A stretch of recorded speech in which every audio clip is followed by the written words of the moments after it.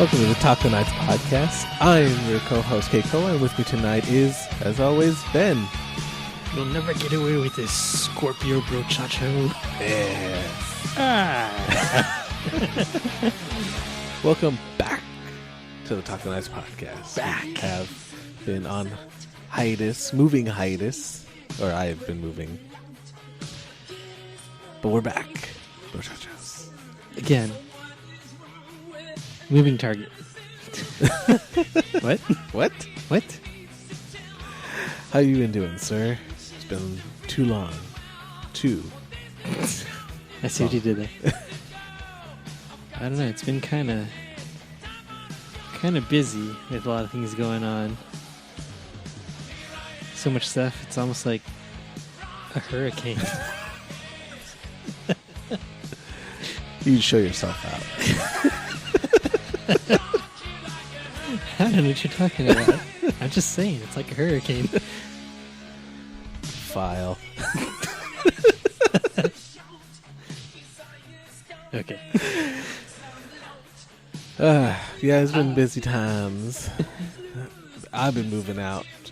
Or is it moving in? Moving on up? Moving on up. Moving outside, inside. Outside, wrong side. We've been keeping busy. But glad to be back.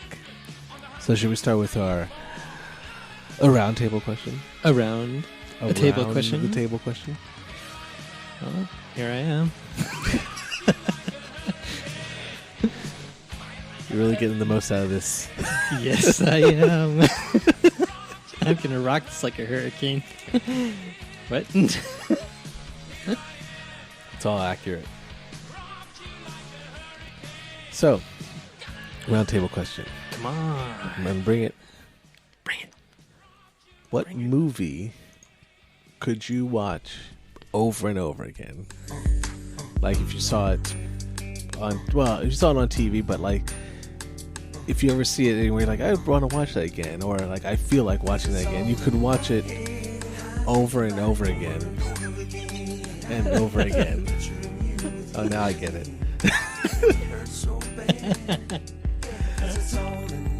Right. You should file that. That was unintentional. I'm sure it wasn't. Completely unintentional, perfectly natural. But what movie could you watch many times?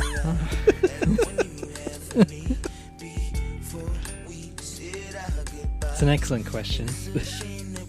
And it's a great question. Which question? And I'll answer that question because I'm good at answering those kinds of questions. My kind of questions. It's going to be the best answer that you'll hear. Are you going to make round tables great again? The question of all questions that you took the words right out of my mouth, it will make this round great again.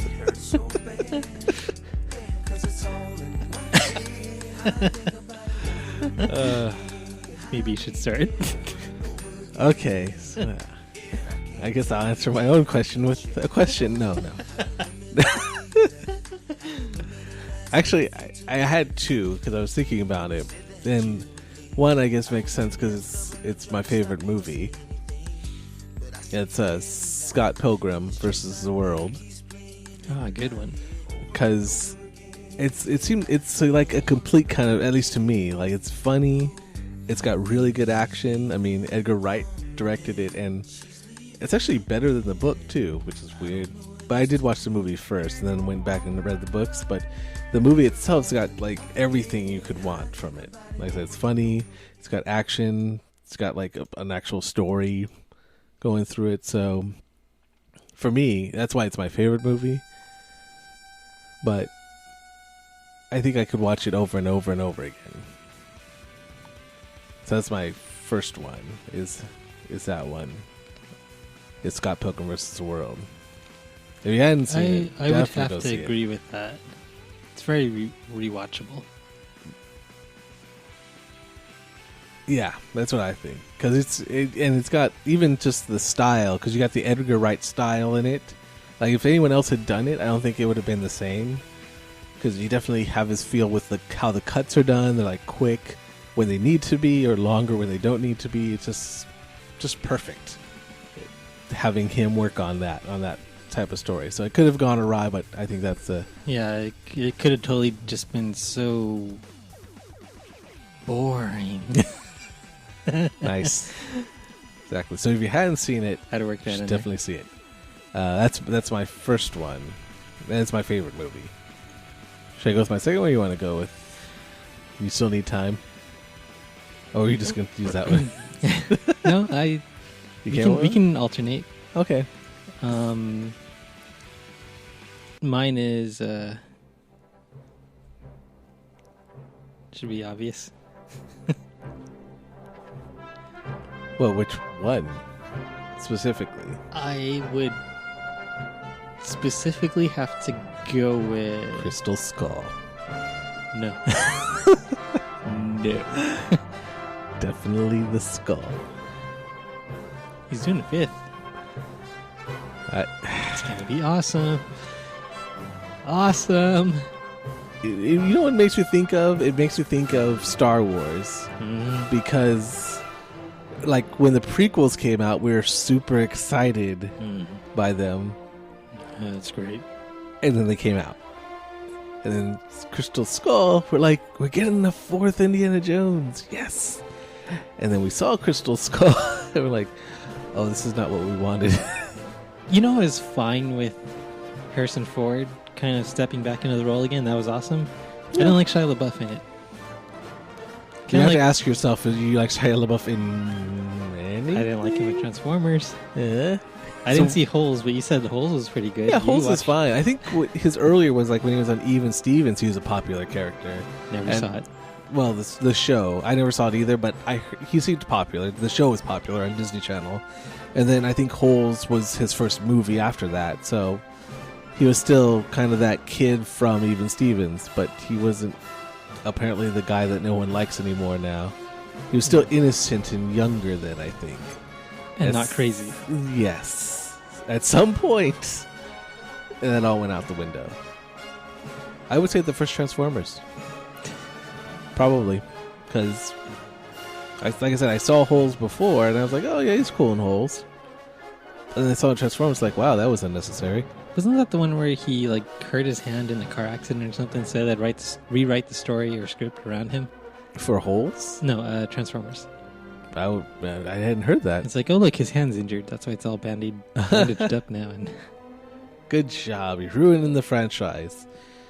Well, it's okay. He didn't ruin the franchise. It's just many things ruined the franchise. Yeah. But specifically, I would have to go with Last Crusade. I thought you'd say that. Last Crusade. My Last Crusade. Because only the penitent man shall pass.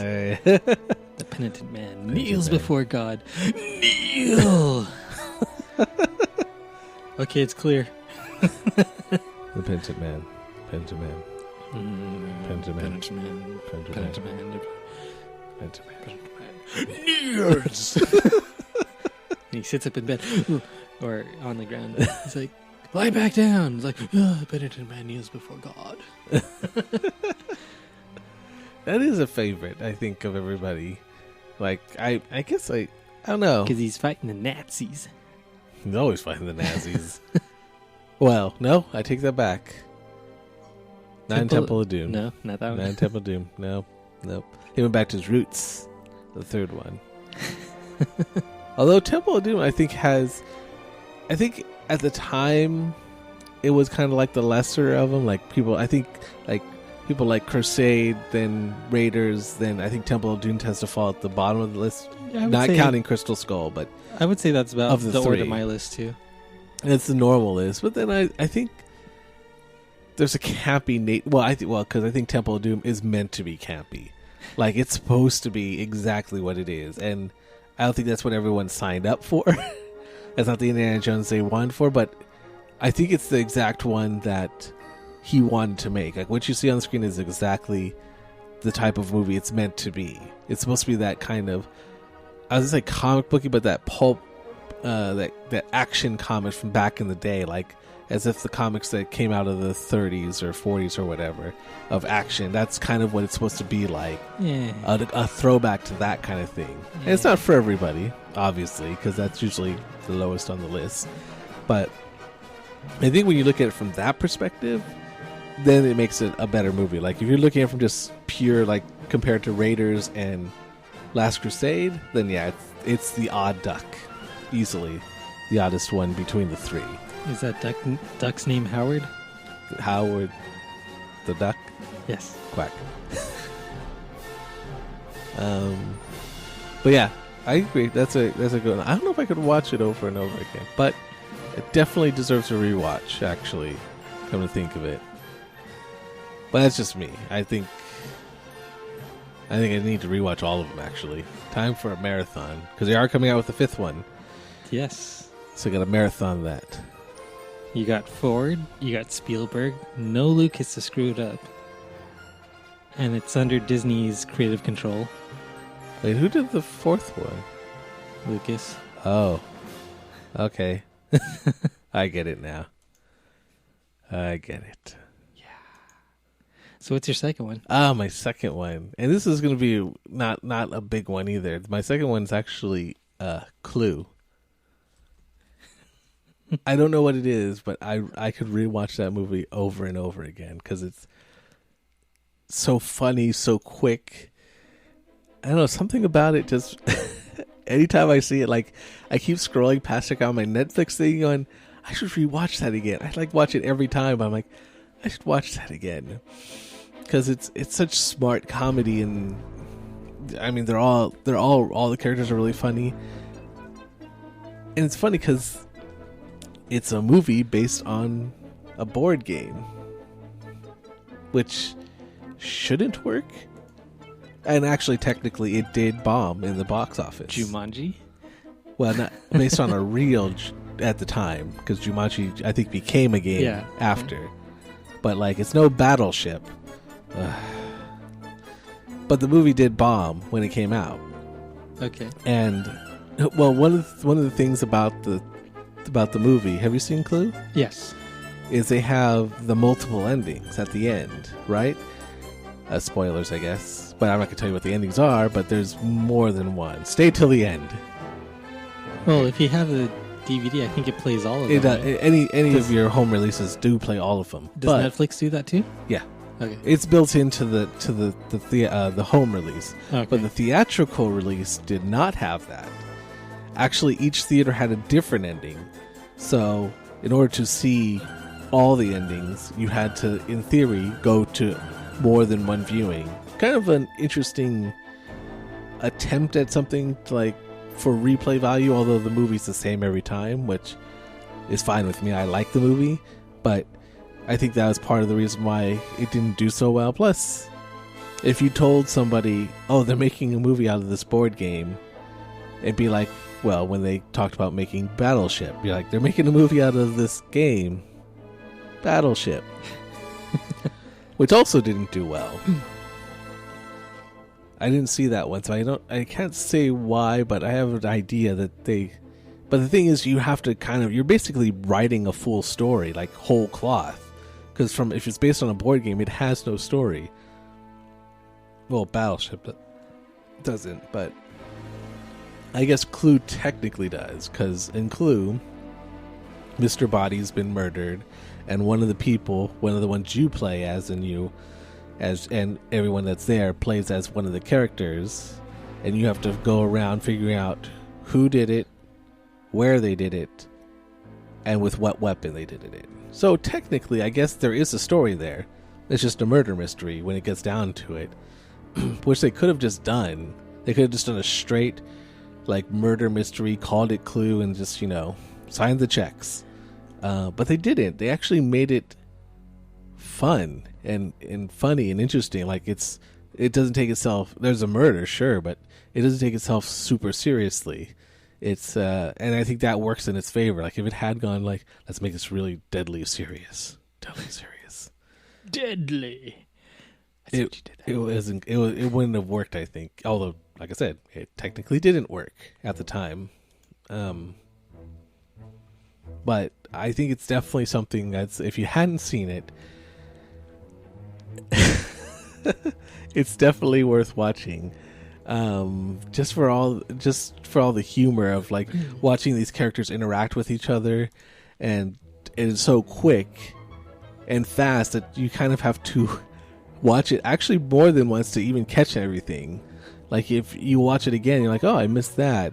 And each character is kind of stands out on their own. And it's got Tim Curry and I don't know if, I guess this was, well, it was post Rocky Horror, I'm pretty sure. You're going to say Frankenfurter? I was going to say Frankenfurter, but post that, but I'm not sure. But I'm pretty sure it was after that. But there's something, yeah, he just plays it like calm in the beginning and then more like frantic as the thing goes on, as they figure out who did what when to who else. And then they're running around. But first, you come here, and then and that ending is that last section of the movie where they're explaining the whole beginning, the whole other two parts of the movie, where you're just like, oh, and then after you watch that, you're like, oh, yeah, watch that again, because now you know what happened and how it happened, and it all makes sense, even though there's multiple endings, which works for the game too, because you don't know who done it, because each game's different. Like, even though in the game you basically have the cards separated, I think, and in the middle you're basically going from room to room in the game and checking off what you find in the rooms. Yeah. And you're like crossing them off the list, right? And then until you find out like what's left. The heart of the cards. Or which are the wrong game. It's but time yes. to You got duel. that? I'd watch that movie. Yu-Gi-Oh? Yeah. I saw that one. But yeah, that's my other movie. That's the one that I think anytime I scroll past it on Netflix, I always have an urge to watch it. Like, do I have time to watch it? No. Or I could just put it out in the background. And then you would just, like, I can work as this is playing in the background, and all of a sudden you stop working, and then you're just all it's terrible. engrossed in the movie. Yeah. Like, I was supposed to finish something. There was something I was doing, and it was not watching Clue. Because it's got, like I said, it's got Tim Curry, now I'm forgetting his name, but Doc Brown. Back to the Future. No. Christopher Lloyd. There we go. Back to the Future. It's a good rewatching movie. The whole trilogy. It's all good. It is all good. I wonder if I'd rewatch it, though. Yes, you would. Which one's the best? How do they rank there? I think we talked about this last time. Did we? And I'm afraid to give an answer because I might give a different order. I don't remember what I said last time.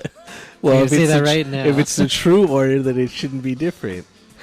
If you stand by your order, which I probably can't. I mean, I've been wrong so many times on this podcast. I'm just a walking contradiction at this point. So I'm okay saying what I'm going to say, but I think it was... I wanted to say 1, 2, 3 in order, but then I think some people really like. Do people like 3 a lot? Yeah, 3 was good. Was it better than 1 and 2? I think Maybe 1, 3, 2. I think last time I said I might have said 1, 3, 2 because that's what they played more often on network TV. They rarely played 2. That's true, actually. I remember the cool parts of 2. It's like, oh, self-lacing shoes, self-drying and adjusting jacket. So the beginning part. Things like that. Yeah, that's true. Jaws. That is what I remember as well. It's the first part. And then time travel. And then stuff happens, the almanac, and then travels back. He's like, and he was erased from existence. Spoilers. Huh. But then, by the end, well, because in the beginning, you have it start at the end of the first one. It picks up right where it left off, sort of. And that's cool because they actually reshot those scenes. So they rebuilt it and recreated the sets and everything. And With the same actors? they didn't really recycle, like go back to the original film that they had, and then they basically rebuilt and reshot that from different angles. And like, how did they do that? Did they know they were going to do? It's like, oh, behind the scenes. Didn't they have a different Jennifer? Yes. Which is funny because the original one, she's the one who goes out and tours with the Back to the Future conventions and stuff. Like she pops up a lot. The original Jennifer. Yeah. Claudia Wells? Yeah. So wait, who is the second one? It's somebody. Is it Elizabeth Shue? I don't know if that's true. I thought it was someone that's like done other stuff too. But I can't remember. Yeah, Elizabeth Shue. Ah, yes, I got it right. Yay. 10 points to Gryffindor. What? Nothing. So they had a different Jennifer for the second one. So like it would have been weird if Are they you just counting my Back to the Future with Harry Potter? Well, we've got Harry Potter coming back, so getting some new Potter, some fresh Potter, more fresh Potter. I think I'm gonna go to the park sometime. Maybe next month. Well, you went to the one in Orlando. Yeah, and that one is bigger. It's more awesomer. But the one over here is supposed to be, even though it's more compact, it's supposed to be more detailed. Huh. But you basically have it laid out as one e-ticket ride and then just another supporting ride, just so that you can say, oh, there's 2 rides in this land. Yeah, just enough to stretch it out a bit. You got an awesome e-ticket and then you got Gadgets Go Coaster. I mean, Flight of the Hippogriff. Right. Same thing. I was going to say, is it better or worse than Gadget Go Coaster? But it's not that much of a stretch to say it's better. Yeah. We had a walk-on when we went, so it didn't seem too bad, but I'm like, man, I'd be mad if I had to wait for this. What's the e-ticket ride? Harry Potter and the Forbidden Journey. That's at both parks? Yes, except this one is cleaned up a little bit and it's in 3D. Oh, is it like one of... Well, Universal Studios, at least Hollywood seems... Or maybe the other one does. Has a lot of motion rides. Like where you're in front of something. Is it like that kind of thing? Where you're like in front of a screen and you're in a cart that's moving around kind of thing? Or is it an actual like roller coaster? Okay, so you know how you were Transformers, right? I has been on that. You has-beens. Yeah, that was rough. It was cool, but man, I should have taken some Dramamine. I was like, where are we going now?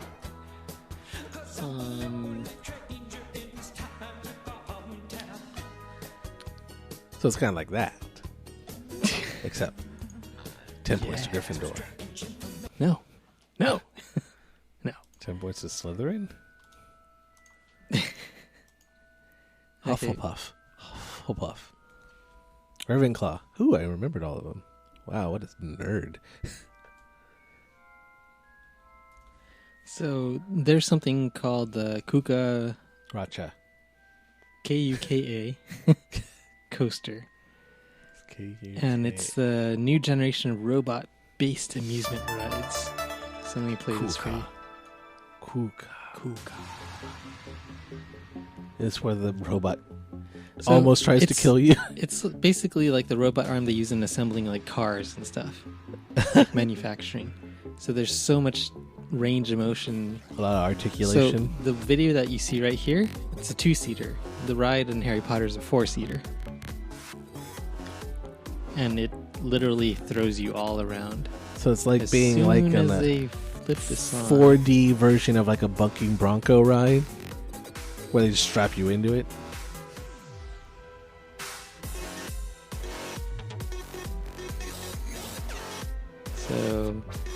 that happens during the ride.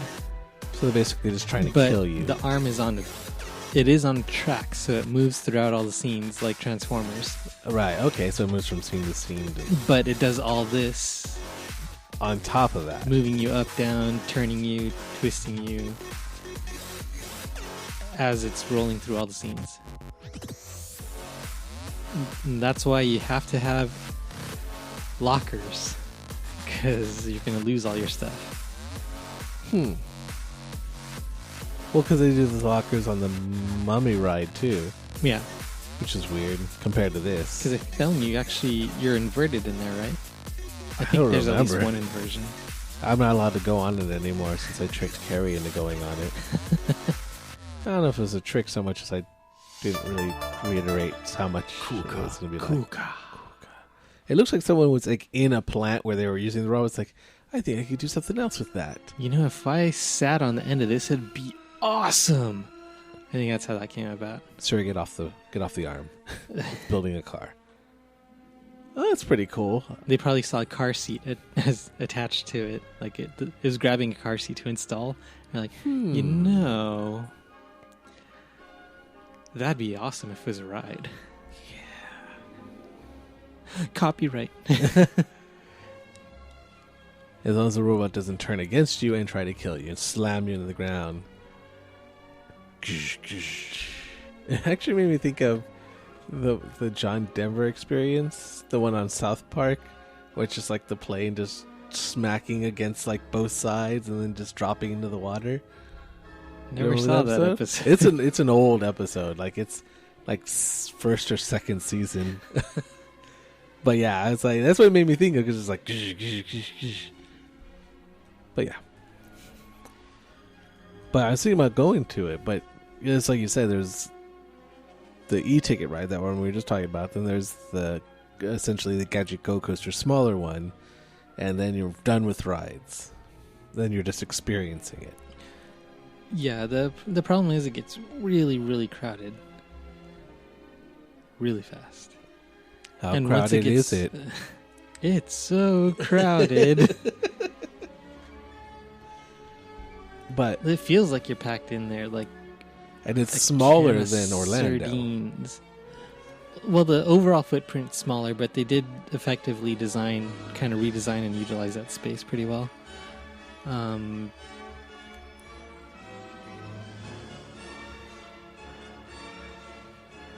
I think. Well, I know they're planning on trying to somehow put a Diagon Alley into there. Wait, what does it got now? Huh? It doesn't have. What does it have now? Well, because it started as two separate parks. Over in Orlando. Yeah, What do we got? What do we got over here then? Hogsmeade, the first version, and Diagon Alley was the expansion. So now, okay. probably in 5 years or so, they'll have that expansion. But that's only because they didn't have the room, right? Or Well, they don't want to give everything all at once. They want to have a reason for people to come back Yeah, okay. and have time to build and all that. True. Although, when you went to the Orlando one, it'd been out for a while, right? A year. Did it look like it was slowing down? Nope. Not at all. Not even a little bit? It's like, there's less people here. We got there first thing in the morning, so it was like, oh, cool. It's actually not that bad. And then all of a sudden, as the day went on, it's like more and more people like, where are these people coming from? And as you walk back towards where everyone's coming in, you're looking at it and like, these people are seeing this for the very first time because they're doing what we did. We just walked in as soon as we cleared the underpass or the overpass, like come out from underneath it, and you take in the whole, just that whole view of Diagon Alley, and you see the dragon on the far end of Gringotts. And you just stopped and like, oh, and you take pictures and everything. And you just see wave after wave of people come in, stop, take pictures, look around, like, this is incredible. And then they go to the ride. It's like, stop here. Look at the amazing. Okay, go on. That's how I imagine it's going to be when I go. Wait, do they have something like that at the Hollywood where it's like, you just walk in or is it just anything you see is just amazing? I think just everything you see. That wall, it's from Harry Potter. I think that's just a regular wall. Are you sure? They have the train there right when you walk in, the Hogwarts Express. So it's a photo op in front of it, but then you can get a picture of yourself inside the car. So they have this green screen photo booth thing with a mock-up of the inside of one of the cabins in the train. So you sit there, and then they could Photoshop like Hagrid into there, or the Weasleys' flying car into there in the background. It's like, look, it's amazing, we're here. It's like, how much does this cost? A lot. How much does it matter? It doesn't matter. Take my money. Pretty much, because you go in, then you're like, I want a picture of me on the Hogwarts Express. Now I have to buy a robe. Now I have to buy a wand. Now I gotta go buy some birdie bots. But you managed not to buy a robe somehow. I think we ran out of money. Yeah. That's what happened. It's like, it's a robe or a wand, not both. The wand was cooler. Although you do own like 4 or 5 wands now. Actually, those I ordered off of on the interwebs. I don't remember exactly where. I think there's like a Harry Potter shop online. Does that mean you could bring your wand to the park? Yes. But they have the interactive sequences or areas, so you can cast a spell like where you draw the number 4 in the air, and you say there's some kind of incantation on that seal that points to where you're supposed to interact with the scene. Usually it's like a shop window or something, and it's like, oh look, you turn on the fountain, or you made this happen, or you made just some little thing. But I heard that these sensors are less sensitive than the ones out in Orlando, so it's harder to get the spell done right. Because I guess the way they position the cameras, people use big flourishes, and you're supposed to just kind of use your wrist. And everyone's like drawing a 4 the size of a small child. I was like, they're like, so everyone's in front of a window just waving their wands like madmen, just trying to work, Crucio. Just like I think it's more of a flick and swish, really, not really a flourish so much. Well, that's cool, because I mean, that's what I was wondering, like how, like if everyone's trying to cast something on these. No, you can only do one at a time, and I think that's kind of why they narrowed the window, or the field of the sensor field of view. But you have to have the special interactive ones, and those they don't sell online, as far as I know, unless you're on eBay or something. But at least you can do something with them. I was thinking about like the paint the night stuff. The wands in there. That's supposed to do something, but you can't tell if they do or not. Exactly. Unless you're just pointing at someone's ears and changing their colors like... See, that's where it's like, it's interesting in theory, but it's like, what are you going to do with this now? I don't know. You just change the color of those hats. Okay, who's going to buy that? At least the wand you can display it. Exactly. The wand you can display it, and it does have actually interactivity around the park. Yeah, if you pay more for it. How much is it? I think it's like $50. Or if you bought the non-interactive wand, it's like $15 less. It's why bother buying it at all less? Either buy the $50 one or just... Well, it kind of comes down to authenticity. So how authentic do you want the wand to look? Because the ones with the sensor beads are a little bit thicker because they have to hold that bead in. So they can't be as narrow or pointed at the tip. Just the tip. But you get added usability as opposed to just... Yeah, it still looks cool. You can have an Elder wand that looks slightly bigger than what it should be. And the sensor uses, what, IR? Yes. So the camera has IR LEDs around it that cast out the infrared light. And then the tip of the wand is like a reflective bead that reflects the IR, so it can see that, and it can see what motion you're drawing in the air in that range. Because I was wondering if you could like somehow reprogram it for use at home on IR things. What if it's just doing a reflection and the other thing's sending out the IR signal? Kind of makes it a little bit more difficult to do anything with it. But it's like it would be like a whole side thing of repurposing wands from Universal Studios to do other things. Open the garage, not a problem. Well, they do have the infrared remote wands that aren't really sanctioned by Harry Potter or Warner Brothers. They just So confiscate they it just from say you. this is a wand. We're not saying it's the Harry Potter wand. It's a... And it's like a remote control. So you do the flourishes, flick and swishes and all that stuff. And if you put an infrared panel on the light switch, you can turn on the lights with the wand. And do all this other stuff with any infrared switches or plugins or adapters. So you can automate your house and control everything with the wand. As I say, you could plug in everything to some kind of IR receiver. But that one's an active IR transmitter. Right. Where the ones they sell at the parks are passive, not receivers, reflectors. Yeah, that's what I was thinking. But that would have been cool if you... Well, I mean, you can just buy the one. And display it and be like, cool, when we go into Harry Potter, grab the wand. So why didn't you Go just into buy Harry Potter's land. one of every one? Because that gets very expensive. One of each You're one. like, I want the display case. I want them all. I must control all the ones. Why, are there a lot of ones? There's so many. There's so many to choose from.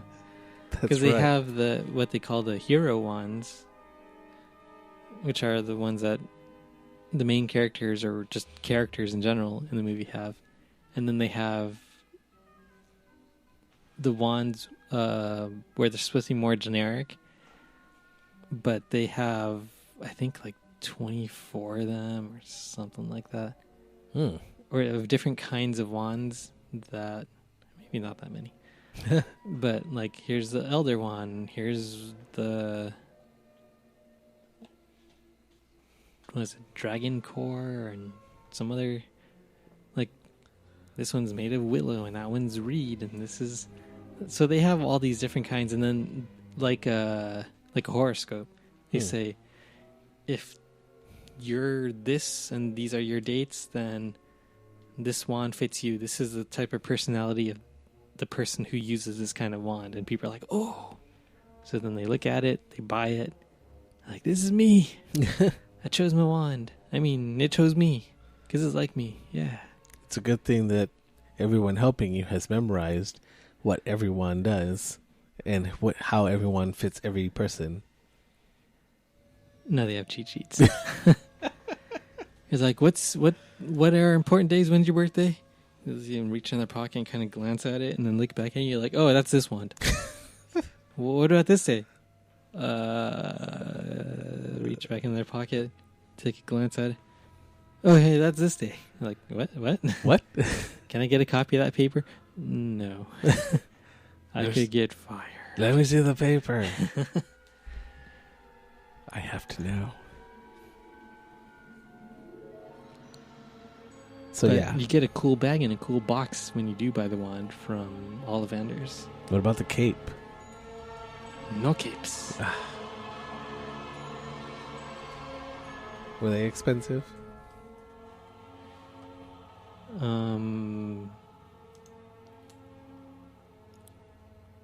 What was the pricing on those?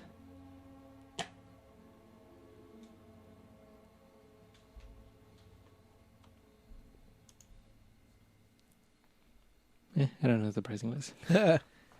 They keep changing. But they're making lots of money off of it. Lots of money. I was trying to find that cheat sheet. I'm pretty sure it's online. Somebody's got a picture of it. Someone's like ex-disgruntled employee. How do you know what dates? Yeah, so when you buy the map, they give you a list, or buy the wand, they give you a list of locations where they're interactive at. And I don't know about here yet. I didn't really look into it, but in Orlando, they had secret locations where they're not listed on the map, and you kind of just do whatever gesture you want with your wand, and stuff happens. And then I think one of them, we were kind of just walking by one random window and like, look, I see the little faint glow of the infrared LEDs. I think this is one of them. And if you did something like draw a triangle with the wand, then something happens. Like, how did you do that? It's like, I didn't see this place on the map. And it's like, yeah, it's a hidden one. How did you know? Because we're hardcore fans like that. Bask in our glory. I was going to say, like, I guess you figured it out because you looked and you found a sensor. Online. But, like, what if someone's just waving around their wand at everything, trying to get something to happen? This might be a secret one. They're just waving their wand at, like, an empty window that has nothing. What'd you do? I waved my wand at things all day. Nothing happened. But it could have. It's because you can't just go around there waving your wand everywhere all willy-nilly. That's not how it works. You scare people off like that. They'll arrest you for that sort of thing. No fair, waving your wand around. But yeah, I was going to go check that out maybe sometime, now that it's open to the public. But they've been open to the public for a while. I was wondering if I should do the hour ahead thing, like to get an hour That would definitely help you out. So if you did that, you would go directly to the ride first. Or go to... Well, actually... I would say you'd probably have to hit up Ollivander's first. But try not to take too much time in there just to see that little pre-show if that's something that you want to catch. Because those lines get really long. And then before that hour is up, head on over to the Forbidden Journey ride that. Then we come out, everyone's going to head directly to those two spots and try to ride everything. And then you can take your time and stroll around or maybe hop on Flight of the Hippogriff if there's not really a line there. And just take your time. Eat at the Three Broomsticks, grab some butter beers. Because... yeah, the last time I went to Universal, it was before they'd open the Minions, but after they'd open Transformers. And this whole thing was, you get in early, you ride the e-ticket rides, which at the time was Transformers, I guess Jurassic Park, The Mummy. You rode the e-tickets early in the day, because Universal Studios, for some reason, at least at that time, no one came in the morning, or like at opening. It was easy to get on stuff.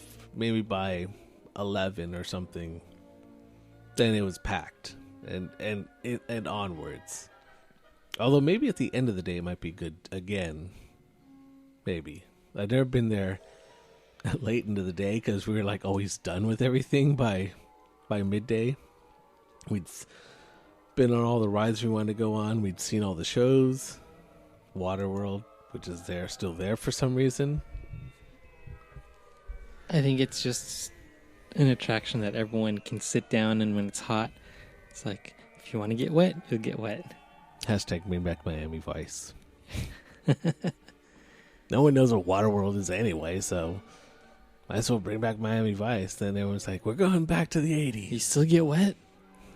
Yeah. Sure. We just do it in 80s style clothes. I don't remember the show. Maybe I could watch it. Now I want to watch that. I wonder if they have a video of that on YouTube. The old Miami Vice one. Yeah, it's out there. Yeah. All those old shows are out there. But, I don't know, it'd be different maybe. I miss, what's that one? The fire one. Backdraft. You remember Backdraft? Yes. Yes, I do. Well, not the movie, but the attraction.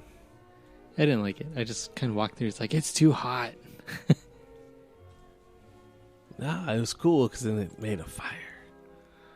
And then they showed you what it was like in a fire. Or in that fire, I guess. I'm going to have to watch that later. The Miami Vice one. But yeah, you could do everything at Universal Studios earlier in the day. And then by, I don't know, 2 or something or 3, you're like, well, okay. We go hang out on City Walk now. Maybe go catch a movie.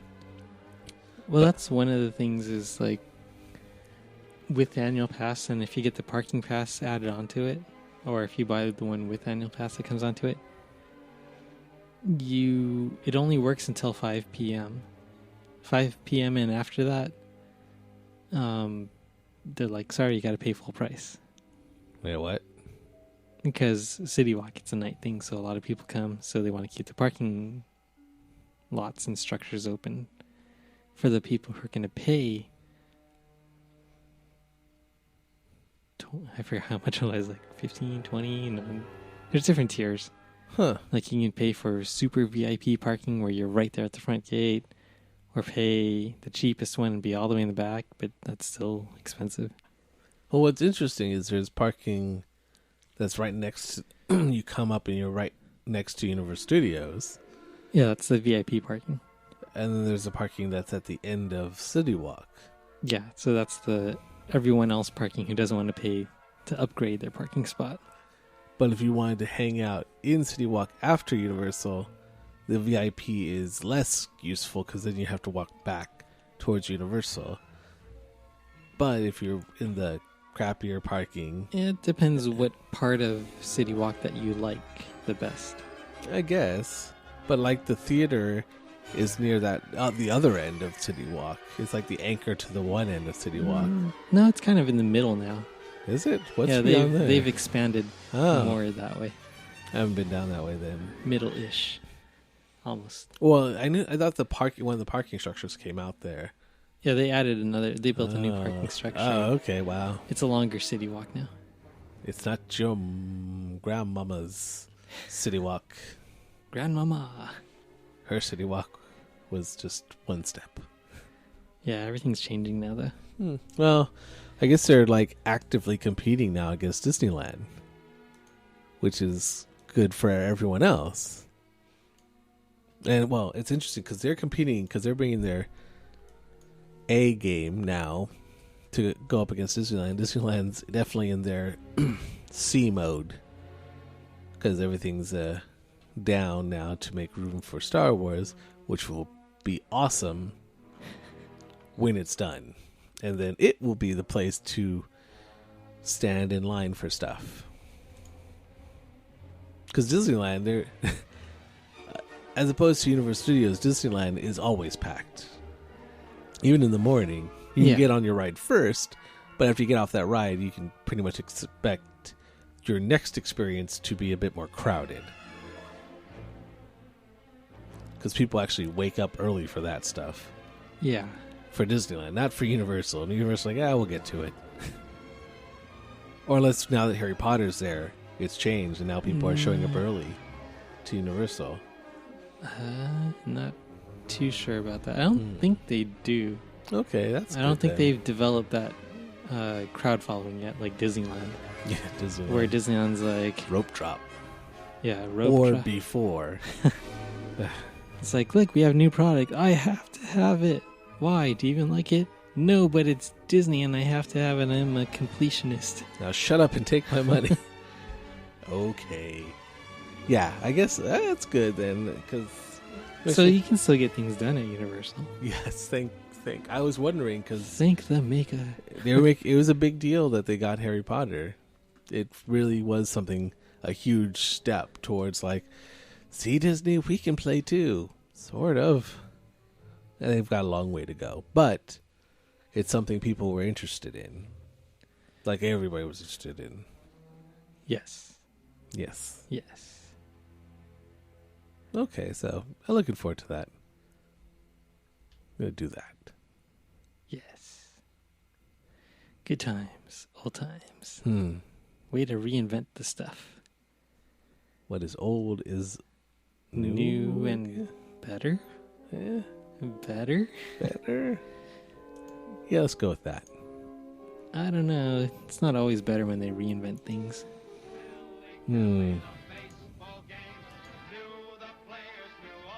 For example. For example. Something classic. Something that I'm pretty sure you grew up with, because I know I have. What would that be? Eh? I got nothing. Cracker Jacks. Cracker Jacks, you say? Cracker Jacks. What do they do to Cracker Jacks? It's all American. What do you remember is the best thing about Cracker Jacks? Chewing on the cardboard. The toy that was inside the box. I never got a toy. I just got a really hard Cracker There's a Jacks. fun surprise inside. I might have eaten it. Yep, I remember those. Awesome. And then at some point they ditched the toy, and then it became like a flat pack of like tattoos or stickers or some paper I think I thing. remember that. Because I remember the flat thing. I even remember the toy time. Was that before our time? Or was that during our time? That they had the toy. Maybe I had some really old Cracker Jacks. I don't You know. shouldn't have eaten those Cracker Jacks. I only dug into it for the toy. Just like my cereals. It's like, I want this cereal. Why? You like it? No. I want the toy. It's basically pure sugar. So you can just spoon feed me sugar and give me a prize. It'll be the same thing. We actually had a cereal thing today at work. A cereal thing? Cereal bar. Ooh. So Classy. I had Frosted Flakes and Captain Crunch mixed together. Sugar and sugar.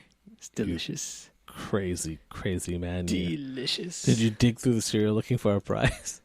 You know what's weird is none of those toys had, or none of those cereals had toys. None of them. Like, what? Well,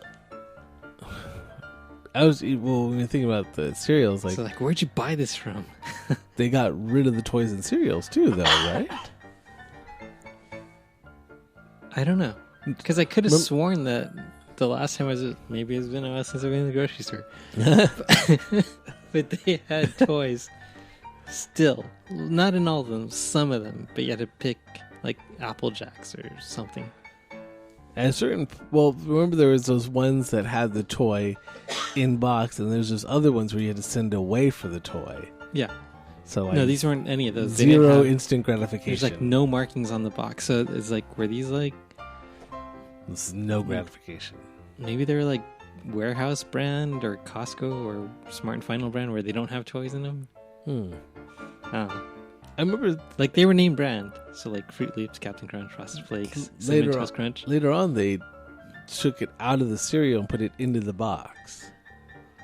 Like it was on the outside of the wrapper. Like they dropped the toy and then dropped the cereal bag in.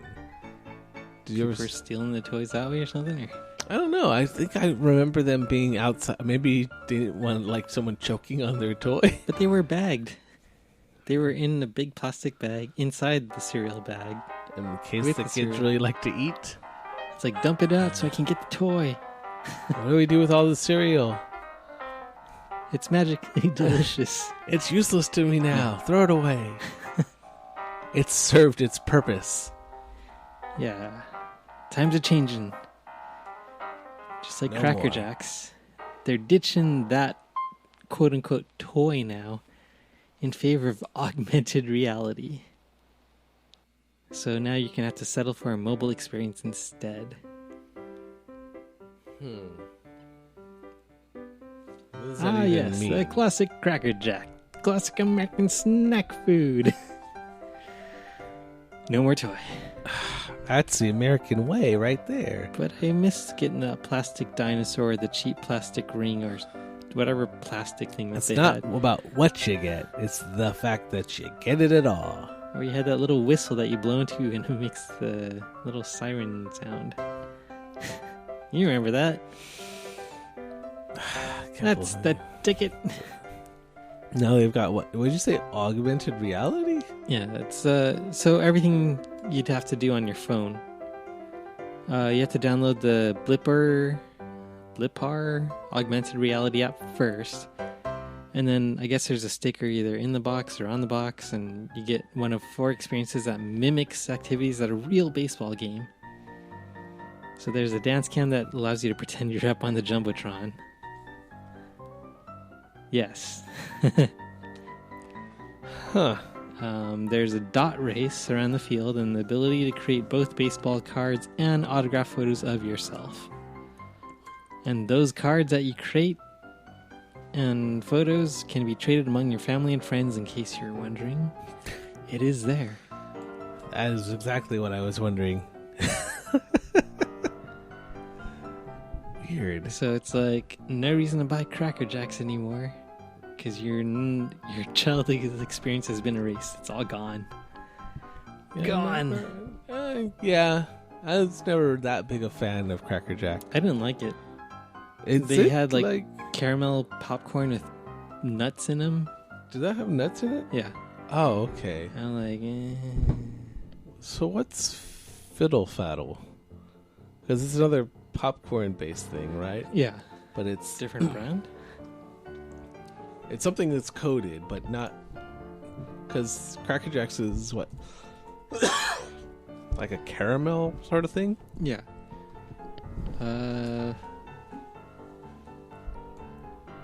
It's a fun mix of perfectly popped popcorn and... You're keeping us in suspense here. The page is loading. The page is loading. And no. the tempting tastes of creamy caramel and rich butter toffee.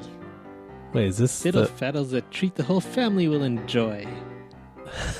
This music is appropriate. So it's a mix then. So it's like 2 different types of things. Yeah. And there's nuts in them. Oh, that's not right. Nuts. No. I never knew anyone who ate Fiddle Faddle, but I always saw it on the shelf. Not me. Yeah, I don't know. But I knew of it. But I never knew anyone who ate it. And now looking at it, I'm like, it sounds like it'd be better than it is. But I did eat Cracker Jacks. And I think it was because of the prize, because I'm not really that big a fan of having nuts in my food. What? That are additions to it. Like that's like if it was just the popcorn or in that kind of thing. Like kettle corn? Or Yeah, when it's just straight like that, but when it has the Yeah, this is mixed with nuts. yeah, Not just like Cracker Jacks. but yeah, I guess so. But I like like I said, it is just essentially kettle corn and peanuts, right? Well, caramel corn. Caramel corn. Yeah. Sorry, yeah, caramel corn, and I'm cool with that. I just don't like nuts in my food. Or your mouth. But I like them separate, which is weird. I'm just weird like that. I just need to keep them separated. Gotta keep them separated. Exactly like that. Where were we? I lost my train of thought there. Something about... Oh, right, no prizes. That's not American. Not American at all. Need to be more American. I thought this was America. Where's my prize? I ate your food. Now give me my prize. This is American as Cracker Jacks and baseball. I don't know. Not anymore. I think apple pie is starting to make a comeback. Gonna knock out Cracker Jack. Even the Hostess fruit prize changed. Ugh. What's the deal with that? It's not the same anymore. So disappointing. Ugh. So disappointing. Is it because they're healthier? Are they healthier? Do they even claim to be healthier? He's hiding behind that. We're trying to save your life. We're not trying to feed you mainline you pure sugar. Yeah. Oh well. Oh, well. Everything's changing. Go back to old America where everything was trying to kill you by just stopping your heart or something. It was a better time. It was a more innocent time. It was a greater time. We gotta make America great again. What? Instant diabetes. Pure sugar. That's how we liked our candies. And cereal. And cereal. Pure sugar. Pure sugar. So, well, that's a pretty big disappointment. So let's move on to better news. Okay. I'm good. I'm good with better news. Are you? Well, maybe not. Okay, let's give you a hint.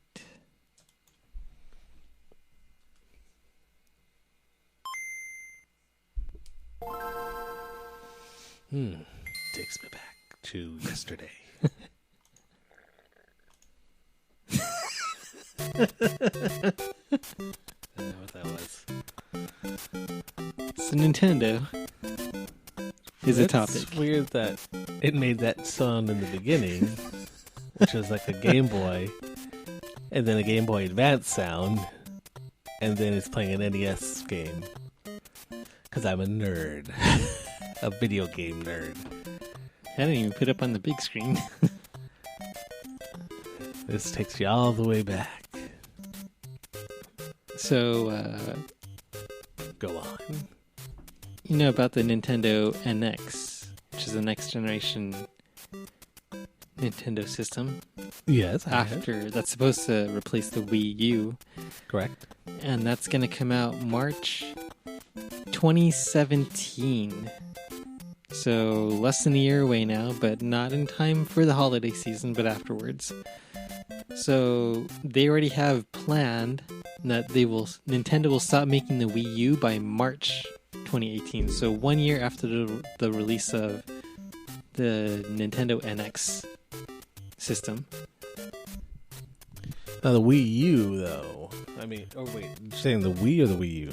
The Wii U Will be done. will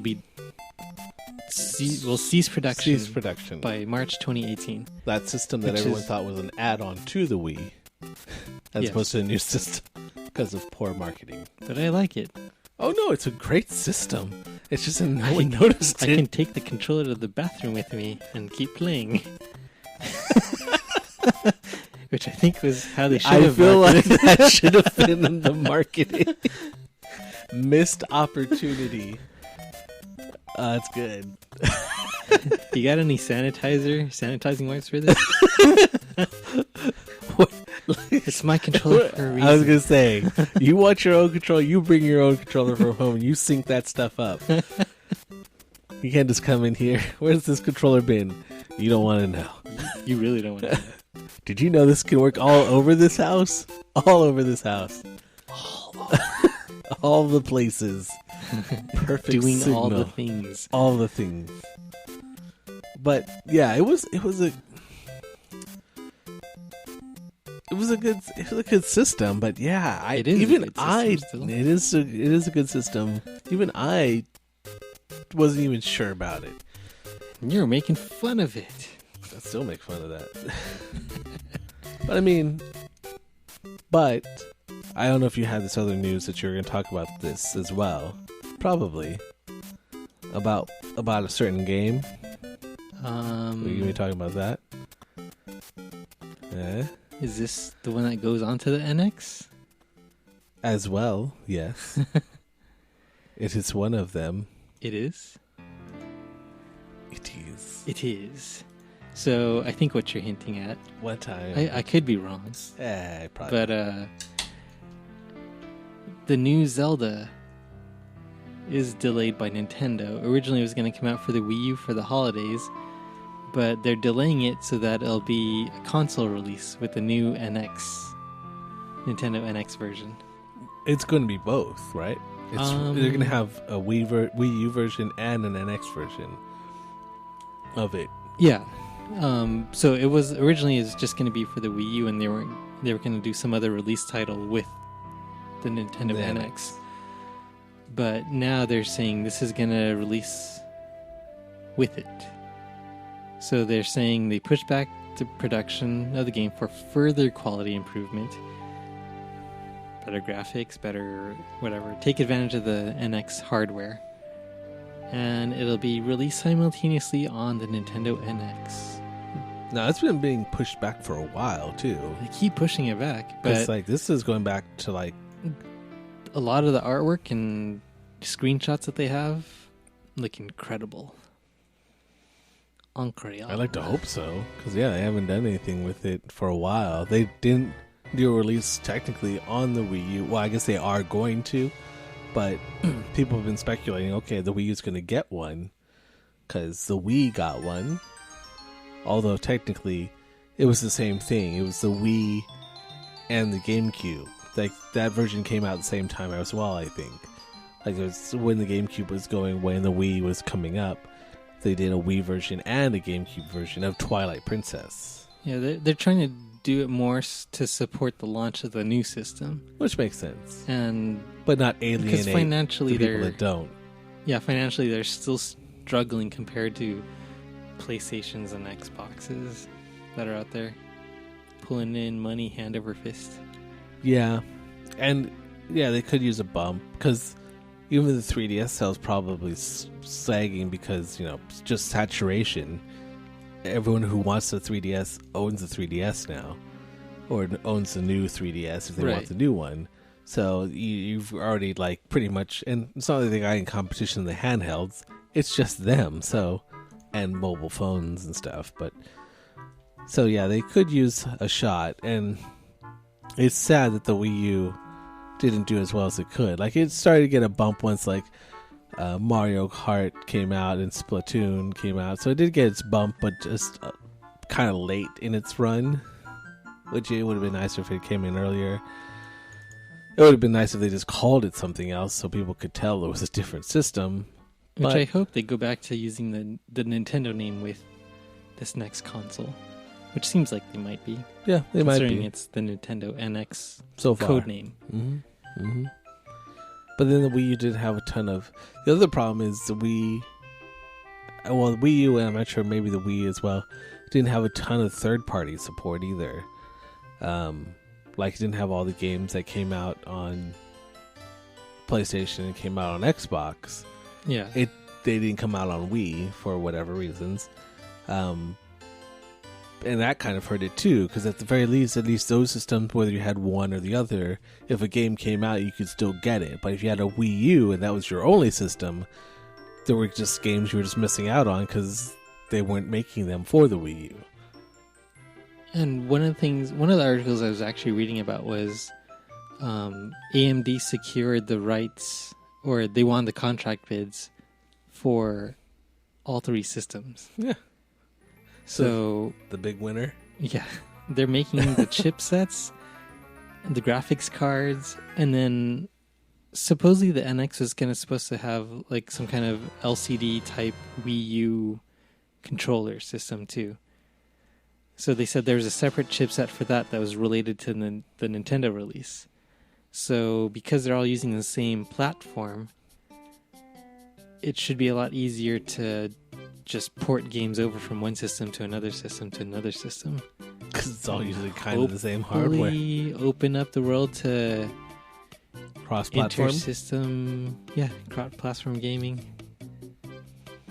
They already were talking. They've been talking about it. Microsoft and Sony have been talking about it, and nobody's talking about Nintendo. Because Nintendo's usually the last one to the party when it comes to networking anything. Yeah. So far, it took them forever just to even get a good, decent online presence, which is weird. But Nintendo does what Nintendo does. Yeah, but they've been supporting their system with a lot of first-party games. Good games, too, quality games. Well, because they had to. Yeah. Because they didn't have any other games coming out. No developers were developing for the system because, for whatever reason, maybe it's not as powerful as the other two or something, but I guess the NX is supposed to be comparable, so... Well, it's supposed to have more power than the PS4 or Xbox, but then it's coming at a mid-cycle refresh for both those systems, so within a couple of years it'll just be, or a year or two actually, it'll be old again. Yeah.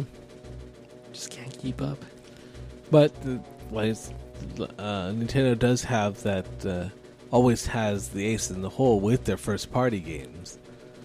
I don't know, maybe it's not as strong as it used to be, but their key ones, like your Zelda, your Mario. Well, Mario might be a bit Mario stretched Kart, a little bit far, but Smash Zelda, Brothers. Metroid, Legend of... No, sorry, Zelda. Let's see what else is there. But they have really good first-party games that hopefully they won't have to just depend on. Yeah. Like, they'll have a good third-party support for the NX, so they'll have basically all the same games as Sony and PlayStation, Plus Sony and the Xbox, quality of first party plus games. their first party. Because I mean, first party for Sony is what, Uncharted.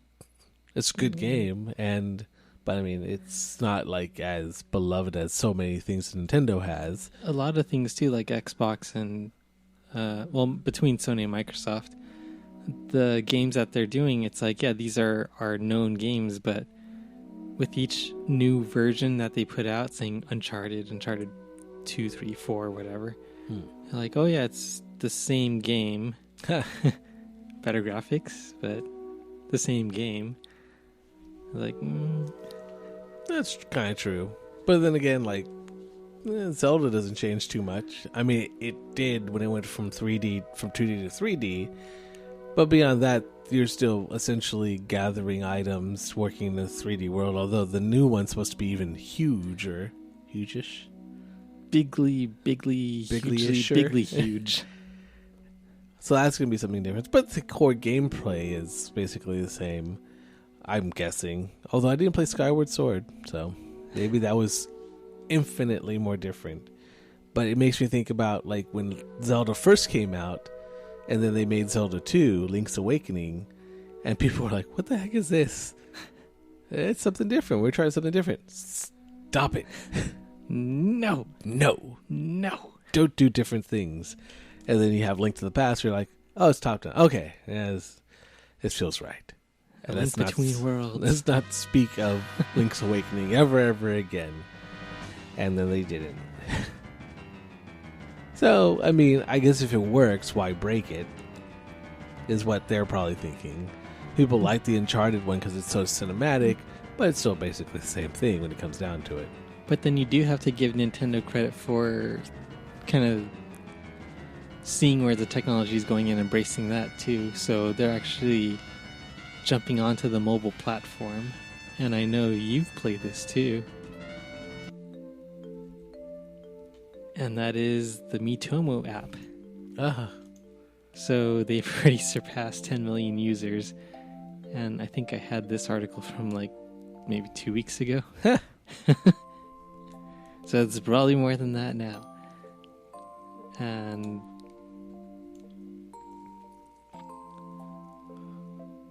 so we have the Nintendo, the new NX console, the delayed Zelda into 2017 to sync up with the NX console, and a pair of new mobile apps, one of them being Miitomo. The other one I'll get to in a little bit, and I think you know which one that one is too. But what do you think of that app? The Miitomo? Yeah. I think it's interesting, but it's essentially a social networking app. It's not a game. Like I think there are mini games in it somewhere. But it does build you brand familiarity. I guess true. Yeah, it's something that you probably. I mean, I'm already obviously super understanding of Nintendo. Like I don't need any. I'm already like, yeah, more Nintendo stuff. I'm already well into it, so it'd be interesting to see somebody who hasn't been into Nintendo more recently and how they feel about it. Like you, even though you're still pretty much on the same level. But I mean, it's an interesting Nintendo's app. version of social networking. Right. It's basically a stab at that. I thought it was going to be something like a more of a game type thing. Well, you get coins, so you Right. can buy yourself clothes and customize your character and everything. And I'm pretty sure this is forward thinking. With Nintendo is you're going to be able to transfer that back over into the Miiverse on the NX platform. Like bring everything over. Because I know it's a little bit one-sided right now, where you create your characters on the Wii or on the 3DS or something, transfer them over into your smartphone, and you have a much more expanded, more customizable experience there. Yeah, that sounds cool. That sounds like a good use of it. Like, there's a lot of opportunities for this, depending on what they want to do with it, I think. Since they don't have the other kind of loyalty thing they used to have. What was it? The one that you could get free stuff on.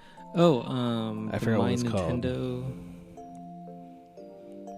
But you know what I'm talking about, right? Like, you earn points for buying stuff and for completing quizzes, and then you can use those coins or points to actually get real stuff. Yeah, I think it was like Club Nintendo. Club Nintendo, yeah. That was it.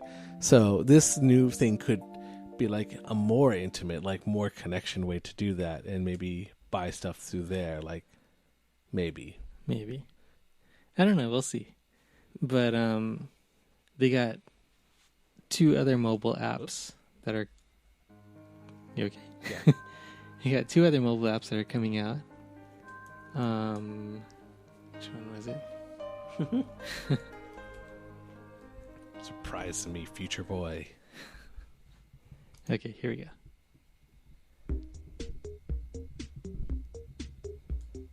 Actually, I don't think you'll recognize that. That's Crazy Train. All aboard.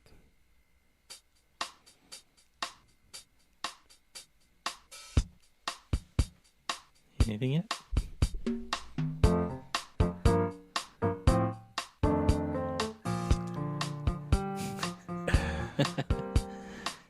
It sounds familiar, but I actually can't place it. Animal Crossing. Oh, you should play this for Carrie then. She'll get it.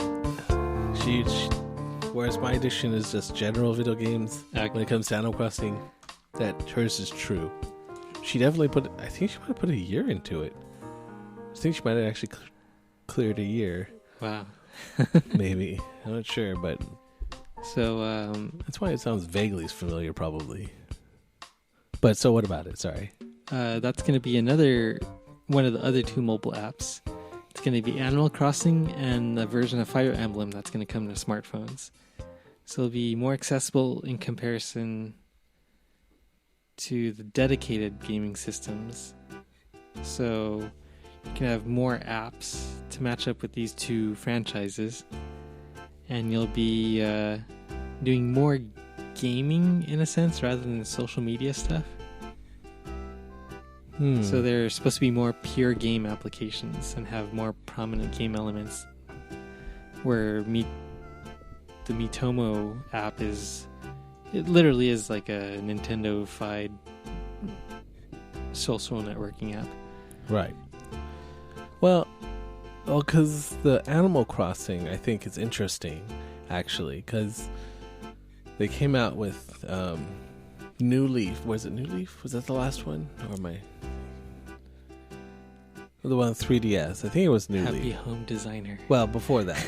The last, actual Animal Crossing. That's where... Because you had Happy Home Designer, which is not really an Animal Crossing game. Like, it's set in the Animal Crossing world, and you design the houses and stuff, but it's not like a full-blown Animal Crossing game, which is what I think people were kind of clamoring for. That are fans of Animal Crossing. They wanted to get an Animal Crossing on the Wii U, like a legitimate, full-on, lose yourself forever type of game on the Wii U. Like, people, I think, would lose their minds if they did that. Because, I mean, people were happy with the 3DS one, but they're like, okay, that was fun. I spent my time doing it. Now I'd like to do it again. And they got Happy Home. It's like, okay, it's nice to be, revisit the world. But I want more. I want a whole experience like I had on the 3DS. And before that on the Wii. Give me more, give me more, give me more. Exactly. Now they're doing this app thing. I'm like, okay, it's good. It's something, but... How big is it going to be? Like, is it going to be closer to the Happy Home Designer where it's really kind of a small thing? Or is it going to be Yeah, the way to describe it here is for Fire Emblem, Normally, that one's a tactical role-playing game, so it gives you control of a small anime army as it battles through difficult skirmishes. So Yeah, Nintendo that's says hard. the mobile version will be more accessible, but still offer great value. So What does that even mean? it's a dummy-down version of Fire Emblem, the classic Fire Emblem. That's interesting. And Animal Crossing, on the other hand, is a casual franchise about living in a carefree village, furnishing a beautiful home, being connected with the people in there and everything. But they're saying this is going to be a connected experience with the world of Animal Crossing on consoles. But they weren't really clear in how they're going to make that connection and reference the app to a new Animal Crossing game or existing games like New Leaf, Happy Home Designer, Amiibo Festival. But by playing both Animal Crossing games on the console and on the smartphone app will give you increased enjoyment, as they say. Or as Okay. Nintendo says. Right. Okay. I'll hold out. I'll see. Cause I was thinking about the Fire Emblem. Cause I've played, not the one that just came out, but the ones before that. I forgot what they were called. But I had fun with them. But they're definitely for a hardcore group of people. I heard even the newer ones even harder and more like rigorous. Cause Yeah. they have permadeath basically. So if any of your characters die on the field, they're done. Well, I think that's making it more accessible, and you don't have permadeath in this version on smartphone. Well, people went around it like they usually saved. I did because I'm not going to roll like that. I'm not that hardcore. But that's what people like that series that really love that series. They'd eat that stuff up. Where it's just like it's all or nothing. But the thing is, they already have 10 million users with the Miitomo app, and I can see that easily being surpassed with the Fire Emblem app or Animal Crossing app. Maybe. Or because the even if Miitomo they at least match it, then because the Miitomo is lends itself to everybody. Once you start getting into, the Fire Emblem can be. I think that's one that's going to divide people. They either like the game, it's just like buying the game. But I think the Animal Crossing kind of lends itself more towards the area of the Miitomo, where it's just kind of, there's no pressure to really do anything, technically, but it gives you stuff to do. Like in Miitomo, you don't really have to do anything, really, in the game, because it's mostly just kind of hearing about your friends and typing out answers and stuff like that. And there's some games to play, but nothing you feel like you're playing a game where you're like, I gotta do this. right. Although I guess technically Animal Crossing becomes that way later on, where you're just like, I gotta go pay this debt. Otherwise, he's gonna break my kneecaps. Damn eunuch. Yeah, so I guess it becomes crazy later on. But at least in the beginning, it's nice and casual. Yeah. Like Miitomo is really casual. You're in, you're out. Miitomo doesn't care. Just have fun. Or learn about your friends. And I think Animal Crossing lends itself to that kind of thing. Yeah. But I don't know about the Fire Emblem one. I think that just lends itself to a certain type of audience that already kind of digs that game. Right. I don't think it's going to get new people because it's definitely its own type of thing because it's like a strategy game, basically. It's only a certain type of people that like it. So, but I'm glad to see them I'd expanding. give it a shot. Have you played any of the Fire Emblems? Yes. Probably the same one I played. The 3DS version, right? Right. Yeah. Yeah. I kind of got into it, and then I didn't have time. Yeah, and that's what happens. stopped. And I think I have to start over again. yeah, no, you have to start over again. Because I don't remember what I was doing or where I was. Yeah. But I know Corey's played all the way through it and beat it. I finished it, but it is kind of like a log. Yeah, you have to play it all the way through, otherwise you'll forget where you were. Yeah. That's fine. Now you can play the new one. Just don't have time. You got to make the dedication to, I can't spending because time on video games. There's even another app coming out. Another one. Guess which one it is? Oh, yeah. That one. That one. That one.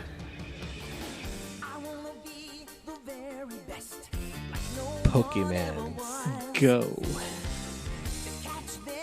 Now, I remember seeing their debut trailer for it, which was basically just people, like computer-generated stuff to make it look like awesome. Yeah. And it did look awesome. But now we're getting to the reality of what it is. I think it's already out in Japan, maybe. Or maybe it's being beta tested in Japan. I think it's still beta, right? But they do have it available in Japan. They had a leaked video from the South by Southwest event. And basically how it works is you walk around with your smartphone. It'll occasionally vibrate to indicate that the Pokemon's nearby. So tapping the screen will throw a Pokeball, which can be obtained along with other items at a Poke Shop. And they'll be based at interesting places, including museums, monuments.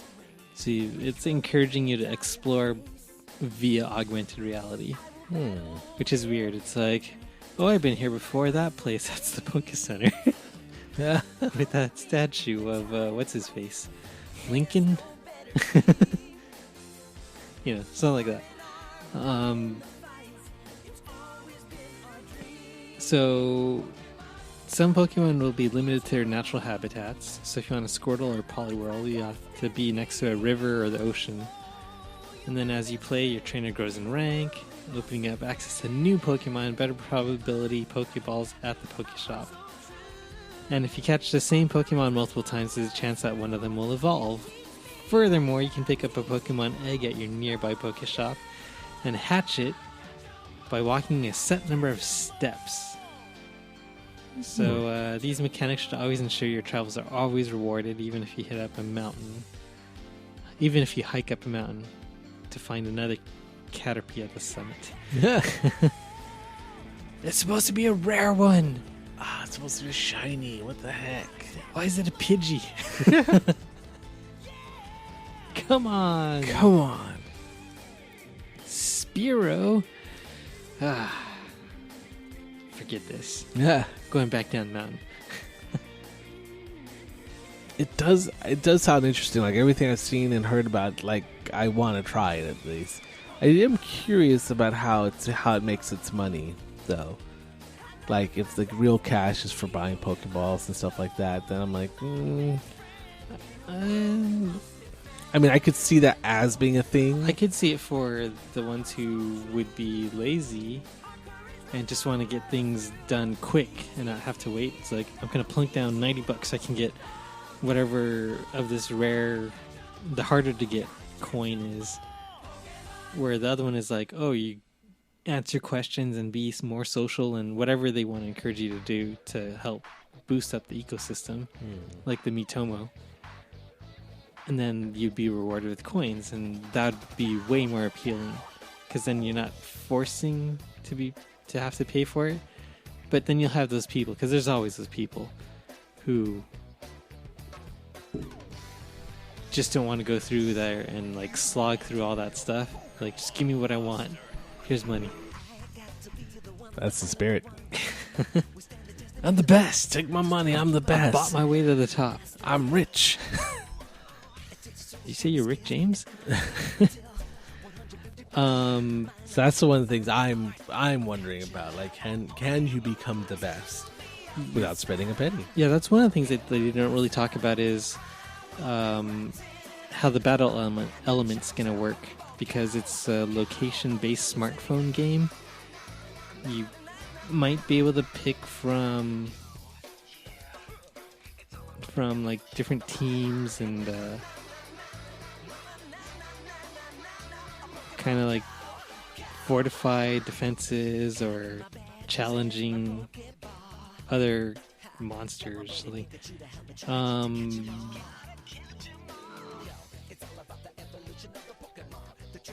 and you can't be staring at your phone all day. You drain the battery. I'll and certainly try. I carry like spare batteries. I'm a trainer now. It's like, don't you have work to do? You gotta catch them all. Leave me alone. Leave me alone. So my supervisor. What they're doing is they're actually selling a peripheral to go with it. So it's Pokemon Go Plus. So that's a small teardrop-shaped based. There it is. Small teardrop-shaped device that you kind of wear on your wrist like a watch. Connects to your phone via Bluetooth and notify you of in-game events, such as Pokemon sightings using vibrations and an LED light. The button on top supports simple actions, but not really clear what's going on beyond Pokemon. Beyond catching Pokemon. Huh. I am a sucker for peripherals. So it was supposed to release this year, but it's been delayed, so... Yeah, I think they were supposed to have it in time for the 20th anniversary, but they already passed that. I heard some people complaining about the graphics, too. Like... It's Nintendo 64 quality graphics? Yeah, like partially it's like you're thinking, well, it's on a mobile phone, but these days the mobile phone games, they look pretty good. That's not an excuse anymore where you can well, it's on a mobile phone, it's practically a potato.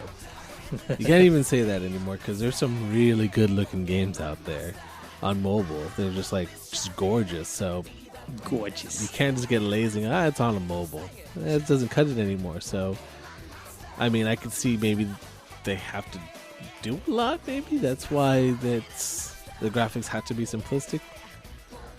Maybe it's hard to tell since I haven't been able to play it, but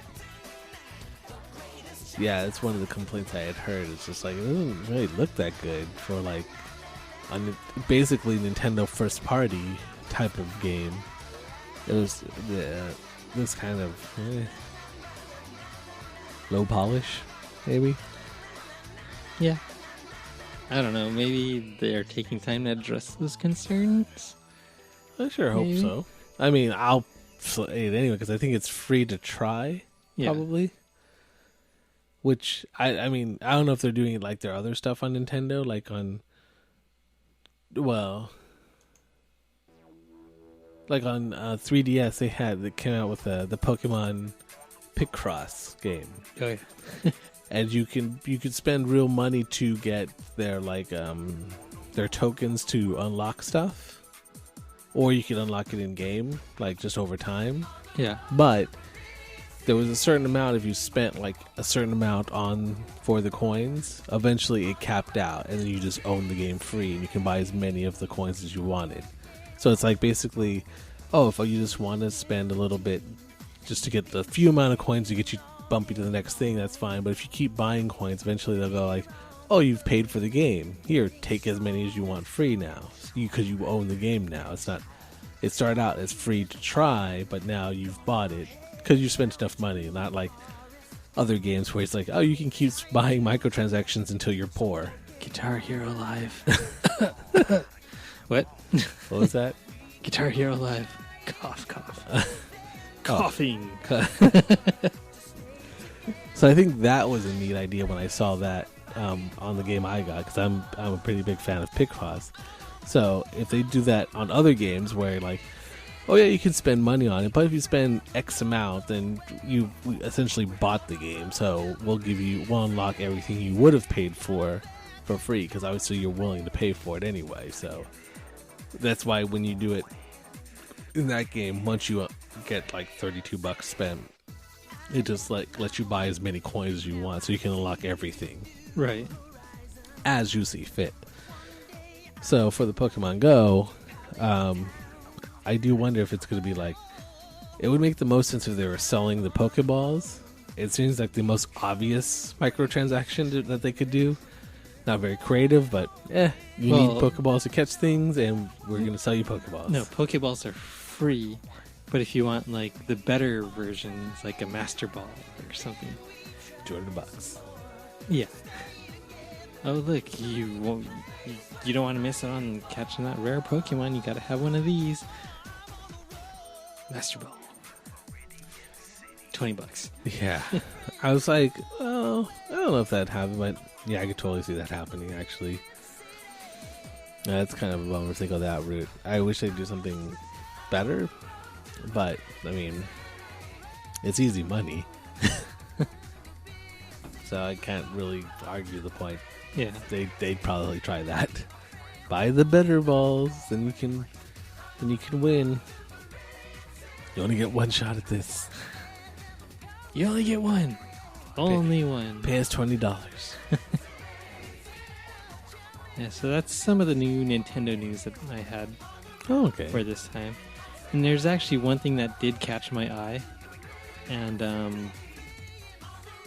as soon as I saw that article, it's like, oh, it made me think of you. Yeah, well, because I mean, And- I'm curious what they're going to do at E3 too, because everyone's saying they're going to have a smaller presence Yeah. in general. So, but they're still going to be there, but they're not supposed to be as big. They're not going to. I heard they're not going to be displaying the NX Yeah. yet, but I think there's going to be the Zelda stuff, and then hopefully they'll have some of that mobile stuff, so I could check it out and see if it's any good, and I'll report back. I'll be the E3 correspondent. And since we got your classic game theater system set up, Jeez. I still I need more saw- cables. I saw this little tidbit of news.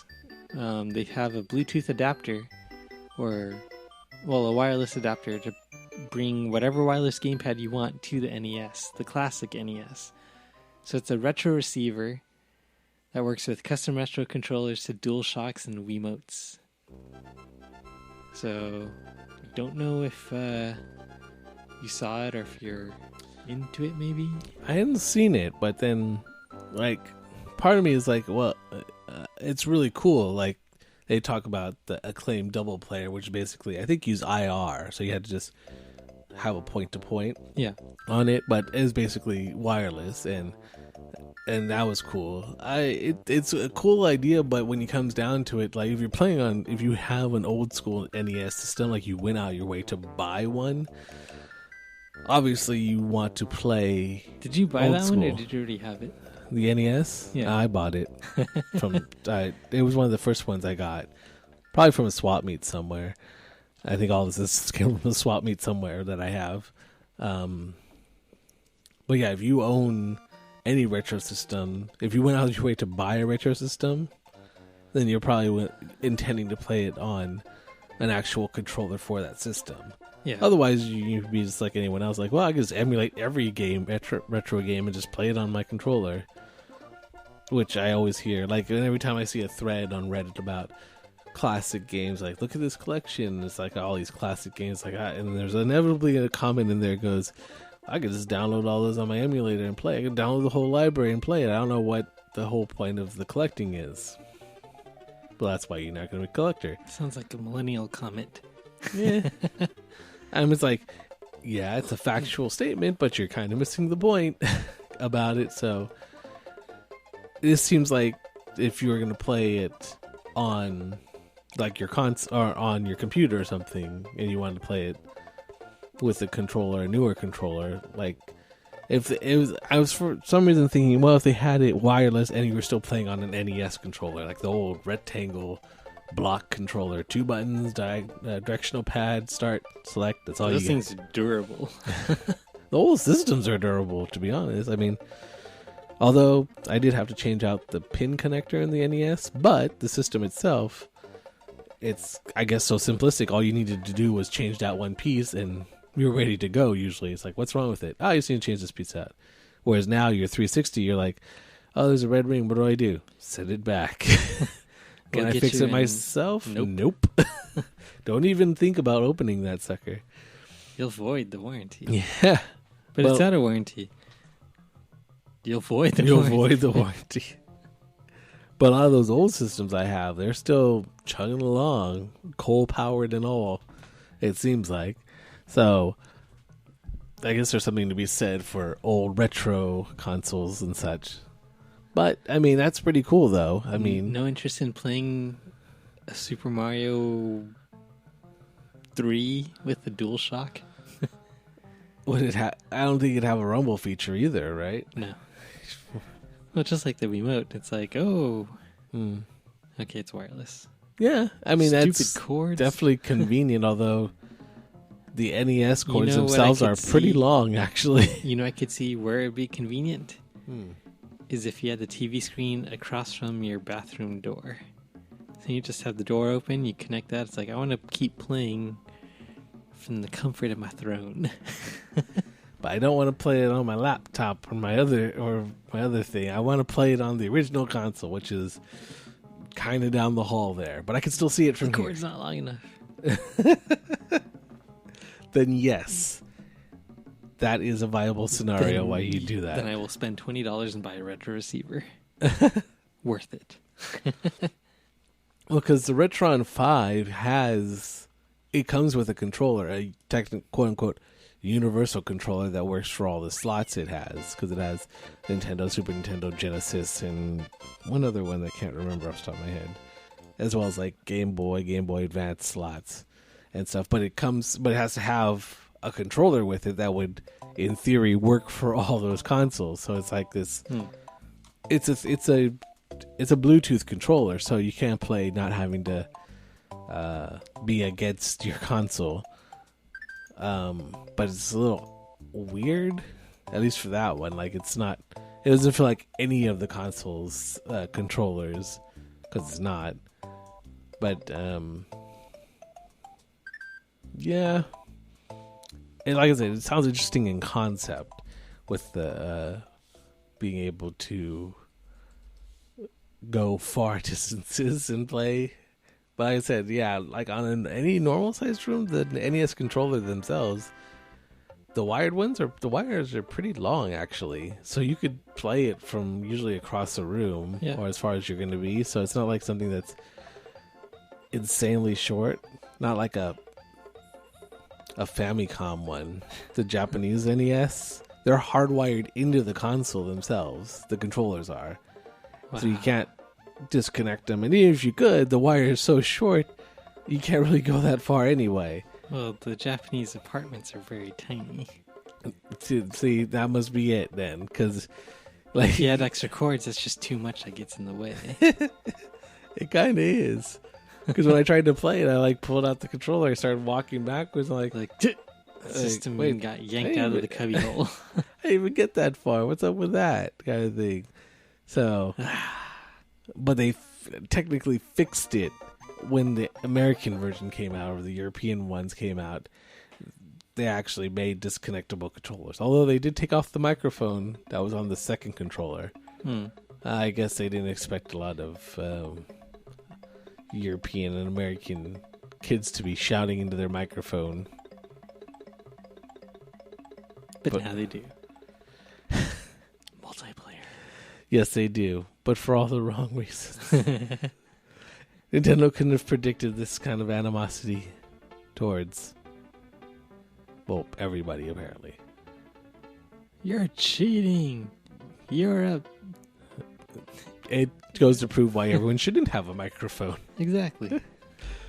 That's why they took it off. Good job, Nintendo. Don't give anyone any power. Don't empower anyone to be a terrible person. So, let's end on one last little bit of tech news. Tech news. Woo! So the robots are trying to kill us. Maybe. But it's not the story. So this is news that I'm kind of happy about. Is TiVo's targeting the cord cutting segment. TiVo's still around? Yeah, they're still around. Huh. And you still have to pay like a subscription and all that stuff. Wait, what? Because, you had access to programs and... Huh.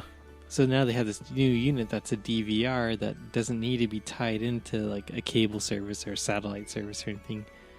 You can do over the air. It has 1 terabyte of storage. And they drop their subscription. So you can still do the subscription model if that's what you want, or you can just buy the unit outright and have it a lifetime subscription technically built into it. So this is the TiVo Romeo OTA. So that's a big name DVR without the burden of conventional TV subscription.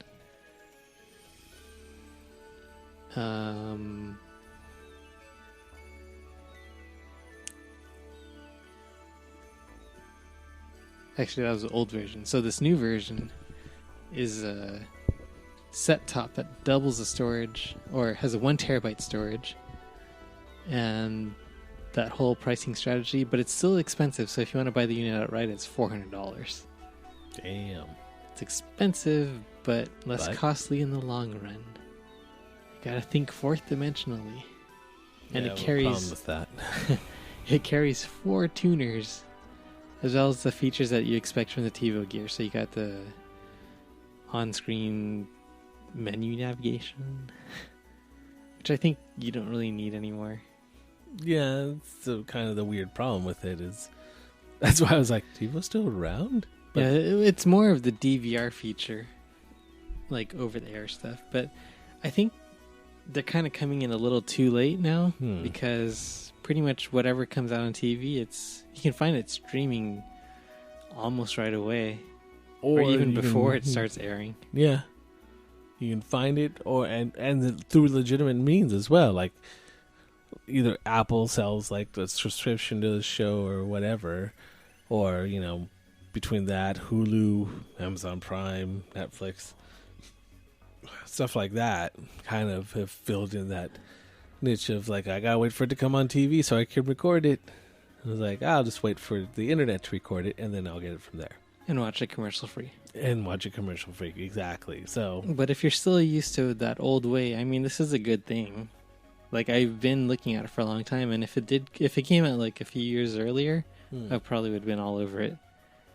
But now it's like, it's a nice try to stay relevant. Because I have half the features on one of my apps on my phone already. You have it too.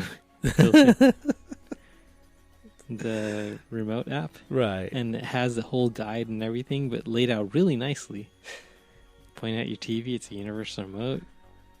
Start changing channels in restaurants.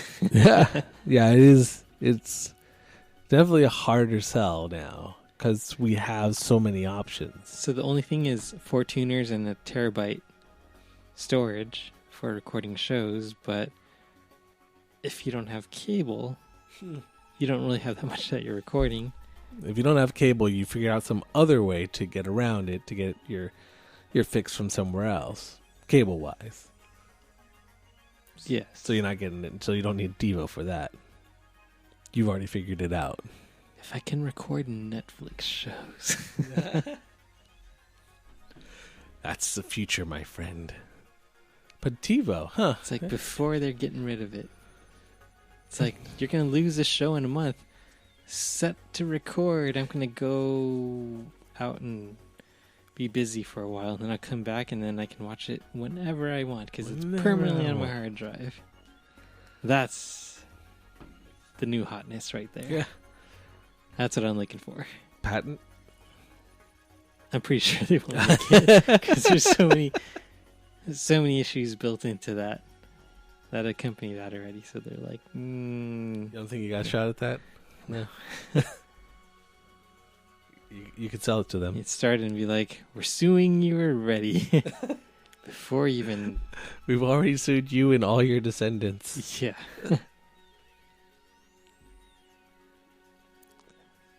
Yeah, but TiVo, wow. Well, I mean, good on them for trying something. I know that's something my parents would use. I could definitely see them using that. Because it would fall into that middle ground of people who don't want to... It's like, oh, there's move this forward, sporting event that I want to watch, but I don't have cable. I don't have this. I just have over the air. But then at the same time, my sports thing that I want to record is running. The new episode of Flash and Arrow are coming out. Right. And then on another channel at the same time, they're showing Agents of S.H.I.E.L.D. Fair enough. I want to record all 3 things. What do? You record nothing. TiVo. And cry. $400. That's your solution right there. For life. That's a hard pill to swallow. Because it feels like it fills a need that doesn't need to be filled. But although the live sports one does sound like something that you might still need TiVo for. Yeah. Unless there's a way around that too. Unless you're trying to watch a Dodger game in LA. I guess it's the thing also though. And you don't have Comcast. Can you? Oh yeah, damn it. Well, not that I wanted to watch them, but I think I wanted to watch back in the day, like a couple years ago. I wanted to watch the Lakers play, but I had Dish Network, and they don't get it for some reason. So I was like, Because it's not DirecTV. right, it's not cable. Or Time Warner, who owns everything. So at the time, I was like, oh, this sucks a lot because they were actually better then. Now it's just like, oh, thank goodness I don't have to watch that. You know that game with Kobe's last game? The tickets went insanely high. Yeah, it's not that surprising, to be honest. Well, it's kind of He wasn't even in his prime anymore. But it was the last time you were ever going to see him, you know, if we're all lucky. I don't know, he might come back and try to play for the Wizards. Yeah, exactly. No one wants to see that. No one's buying that one, but everyone wants to be there when he does his final game. Obviously not in his prime, but, you know, it's like anything that's ending. You want to be there for the last one, even if it ain't good. And now they can do whatever they want. I don't know if that's a good thing. But I haven't cared about what they're doing anyway, because they're pretty bad. True. Which one are we talking about? Oh, the TiVo? TiVo. Right. Yeah. Sorry, we got into the basketball, threw me off a second. But So TiVo. sports.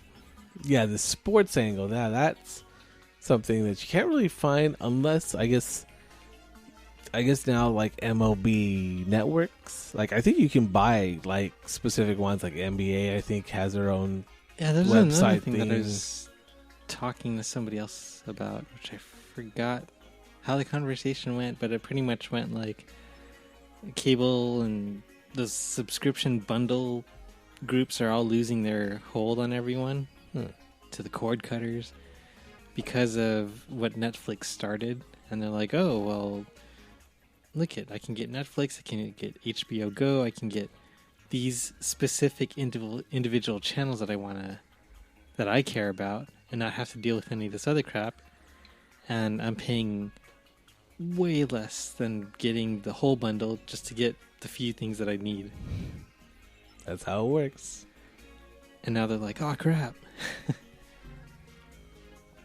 And it's gotten to the point where the shows which they used to be about one thing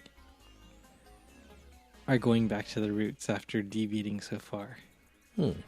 MTV. They said, we're going to try to bring back music videos and be a channel all about the music again. I'm like, I think that time has passed. And I'm pretty sure, yeah. In the day of YouTube, where the artist could just, And I made a video. it's like, oh, look, there's a Vivo sponsored video. Boom. It's the official thing for their music video there. It's like, and it's free. I can watch it anytime I want. Throw ad block on my browser and don't even have to worry about Don't it. have to worry about it. Yeah.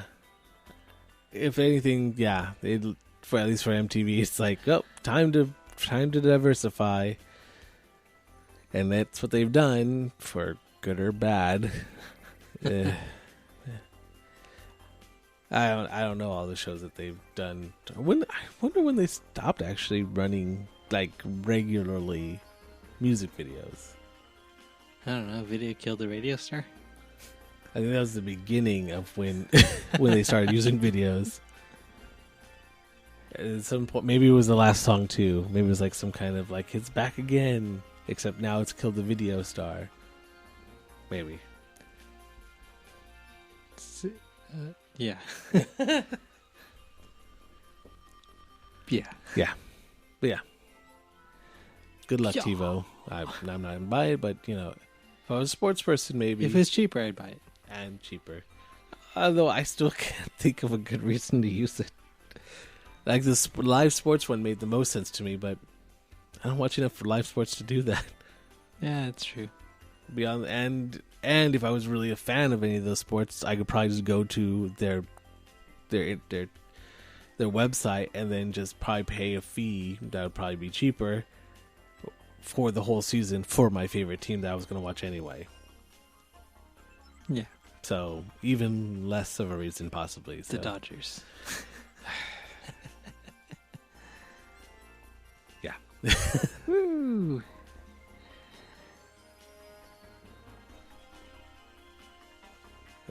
So I think that brings us to the end of this segment. Okay. And I actually did think of 2 more movies Oh. to the roundtable question. Did you want to reveal them now? Or forever hold your peace, sis? And these are classic ones, too. Classics.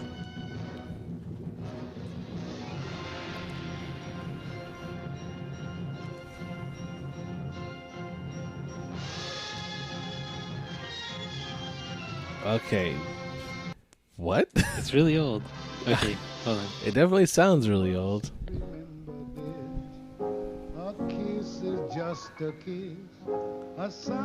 I went way old with this. I've never seen Casablanca. But you know it. I know time as time goes by. Only because I know the music Okay, from it. Because if I'm you a watch- loser like that. If you watched a lot of Looney Tunes growing up, a lot of the sayings that they have in there come straight from Casablanca. Right. It's true. That's the only reason I probably know them. Because I use them other times. He was looking at you, kid. Of all the bars and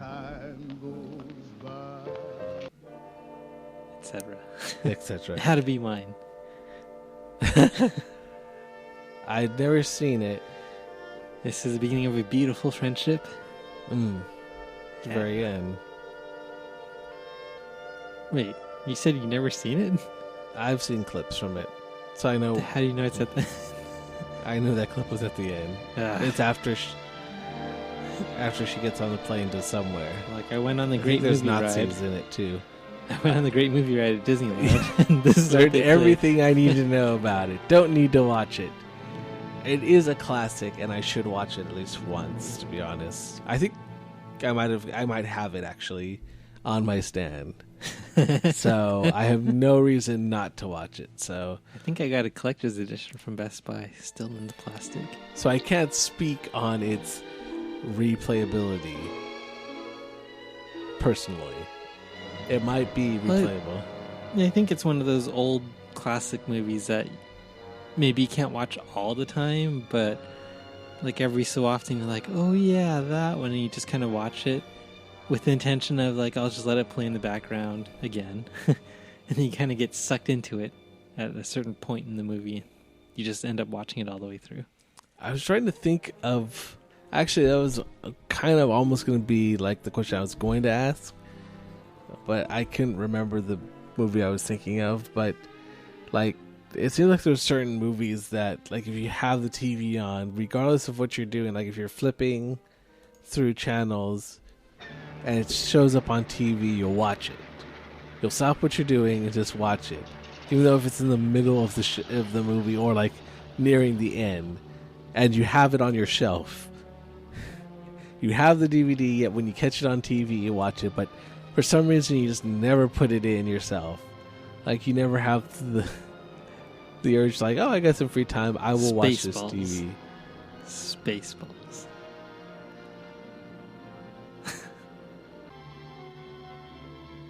If that were on TV playing, you would watch any part of it. Yeah. You'd stop and watch it.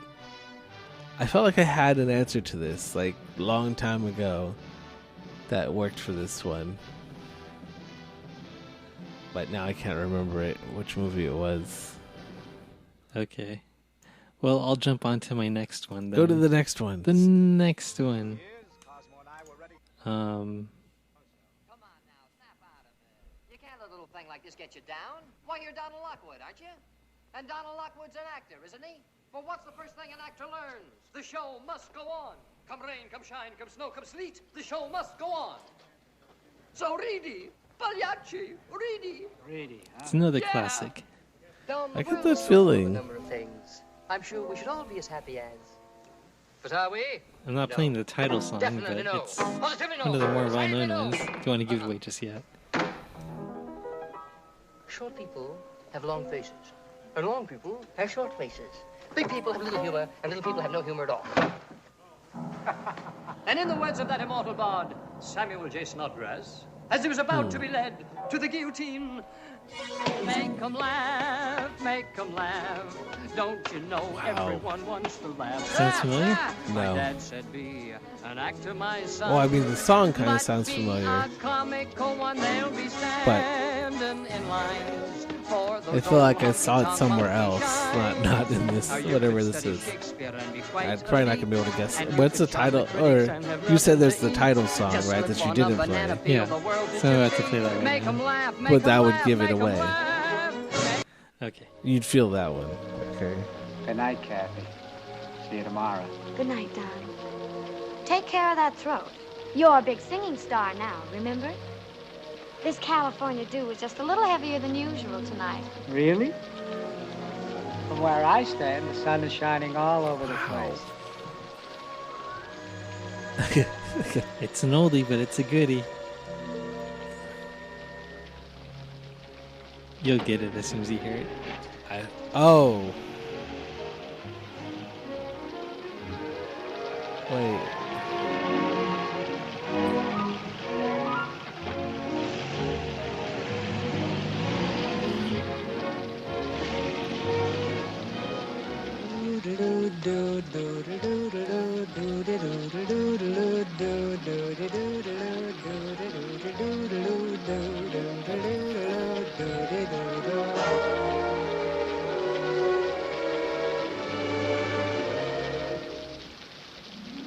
I'm singing in the rain. Wow, your cuts You're are so deep. singing in the rain. What a glorious I've definitely not seen feeling. I'm Rain happy again. beyond this scene. It was also on the Great Movie Ride. That's why it's on. Like a It's fresher in your mind. I hadn't seen it since. the sun's in my heart, and I'm 6 years now? ready for love. Maybe 7 Let the years. stormy Maybe clouds 8 years. chase everyone from the place. Huh. Come on with the rain. Who is that? I've a smile Gene Kelly. on my Okay. face. He had a fever filming this scene, With a but he sucked it up and did it anyway. Because that's what they did back in the day. Singing But just like Harrison Ford for Indiana Jones, when he came across the swordsman and they were supposed to have the big fight. He found a way around it. Yep. You know how to tap? I'm happy again. No. I can feign it. Have somebody tap for you. I'm singing and dancing in the rain.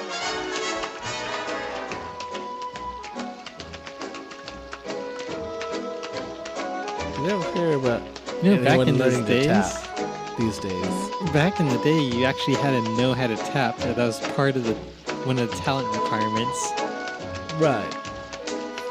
It's like, oh, what are you gonna do? Well, first you gotta take tap dancing classes if you want to be an actor.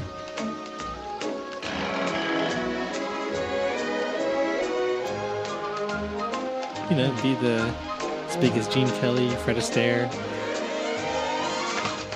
No? No, I know. But it's just weird seeing it. Yeah. You don't really ever see tapping.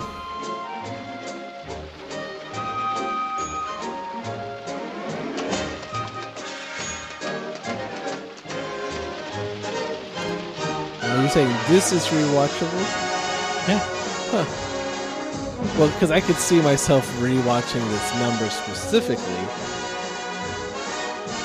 But since I've never seen the whole movie, I have nothing to compare it to. Because I'm a sucker for a musical number.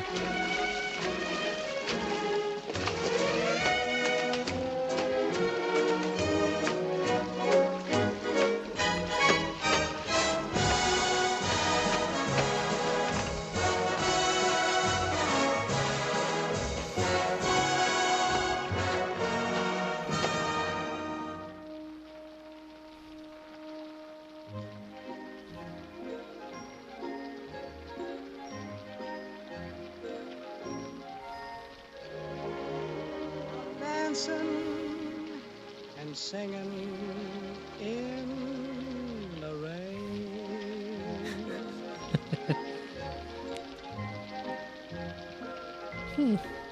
Makes you feel good.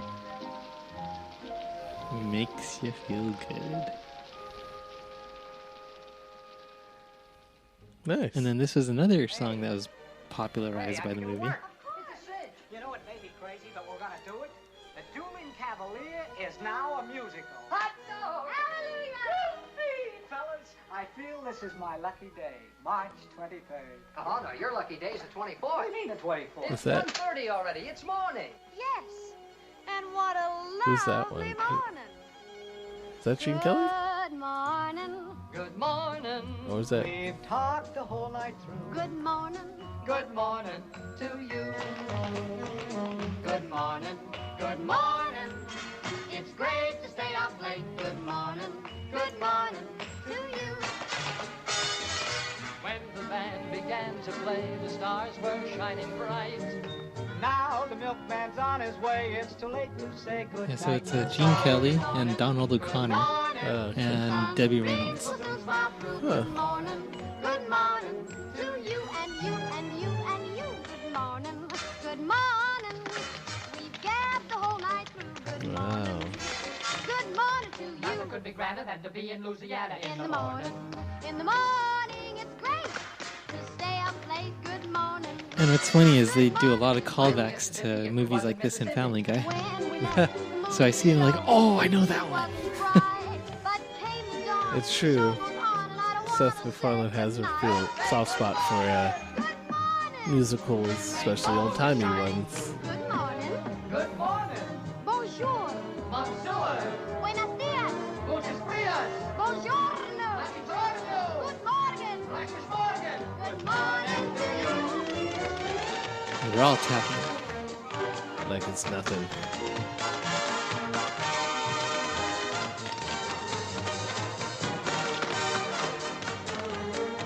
Wow. So synchronized.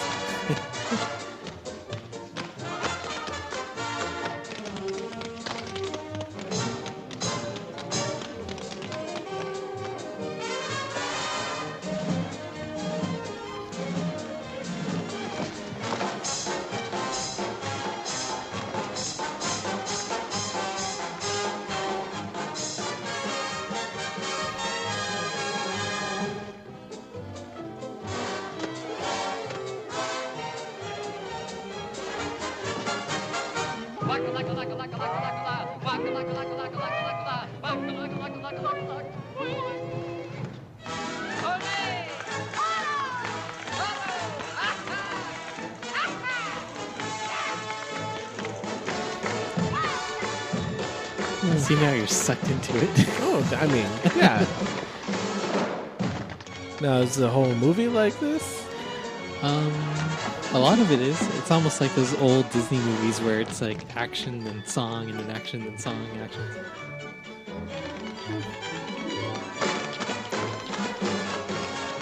Like I said, I'm always a sucker for a good musical number. Especially with a lot of choreography, so Yeah, so definitely. I thought we were sticking more to recent movies, and then we went back to Clue. It's like, okay, then I'll go a little bit further back, just a skosh.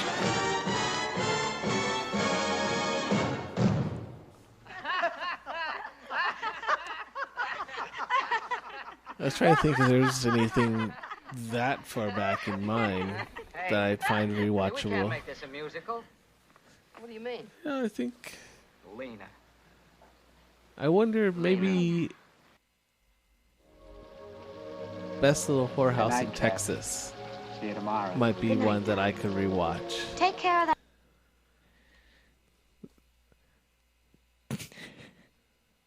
That might be one that I mean, in that genre. Where you can watch it over and over again. I think so, because it's a pretty fun one with fun songs. Now it made me think about when I was watching that. I was like, oh, okay. I'm not sure if I could rewatch it over and over again. Maybe it's just all in your head.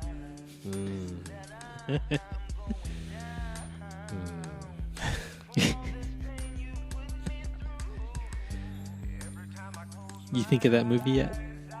Which one?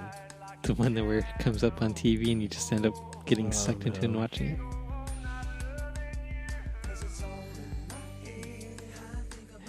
I think you need a week to think about it. In some time.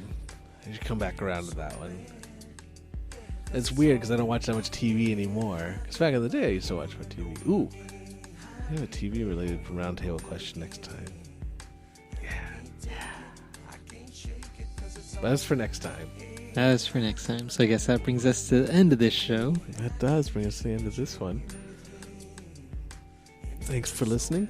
If you want to contact us, you can reach us at kNightsPodcast@gmail.com. Drop us a line if you feel so fine. You can do it anytime. Anytime. Love to hear from you. You also find us on our Facebook page. Facebook.com/TacoKnightsPodcast. /TacoKnightsPodcast. That's the one. And also on the Twitter page at Taco Nights. You drop us a tweet. Drop the podcast. At Taco Nights. At the Twitters. At the Twitters. At the Taco Nights. Is that everything? He said, always asking. Instagram? Yes, the Instagram page. At Taco Nights Podcast. Yes. Yeah. Everything is at Taco Nights Everything Podcast. fits at Everything. Taco Nights Podcast. Everything. Everything. All of it. All of it.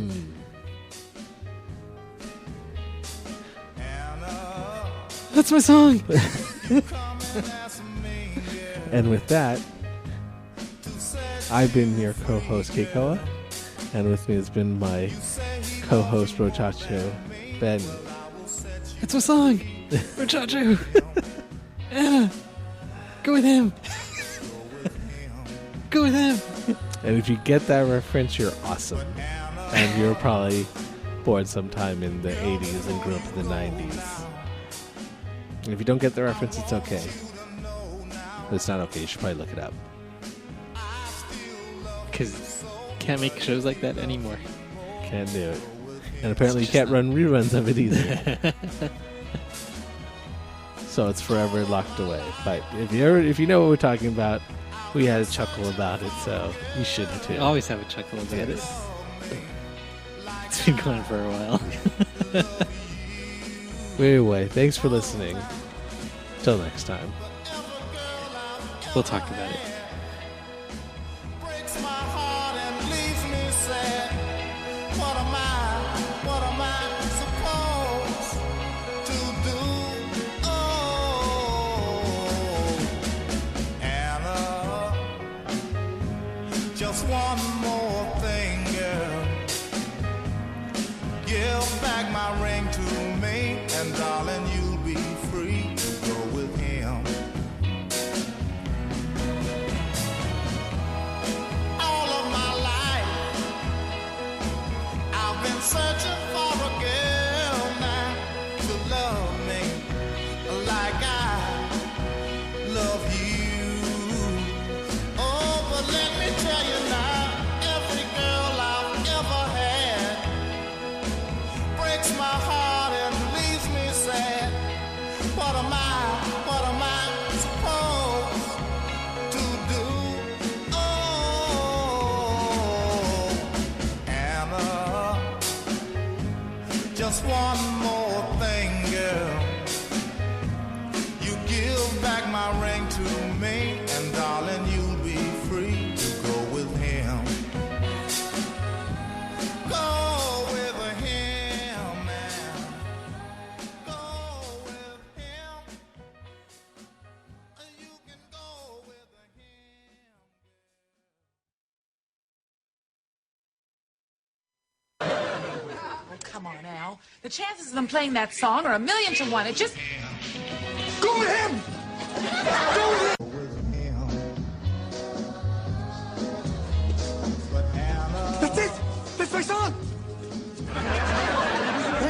Thank you. I'll be back for only one more request. It involves a thunderbolt and, That's my song! That's my song! That's Anna. Anna on the jukebox. I want it. How much is it? Well, since you're a good customer and obviously a ranting, raving loon, you can have it for $60. He's not paying you $60 for a record. And if he does, I will kiss your...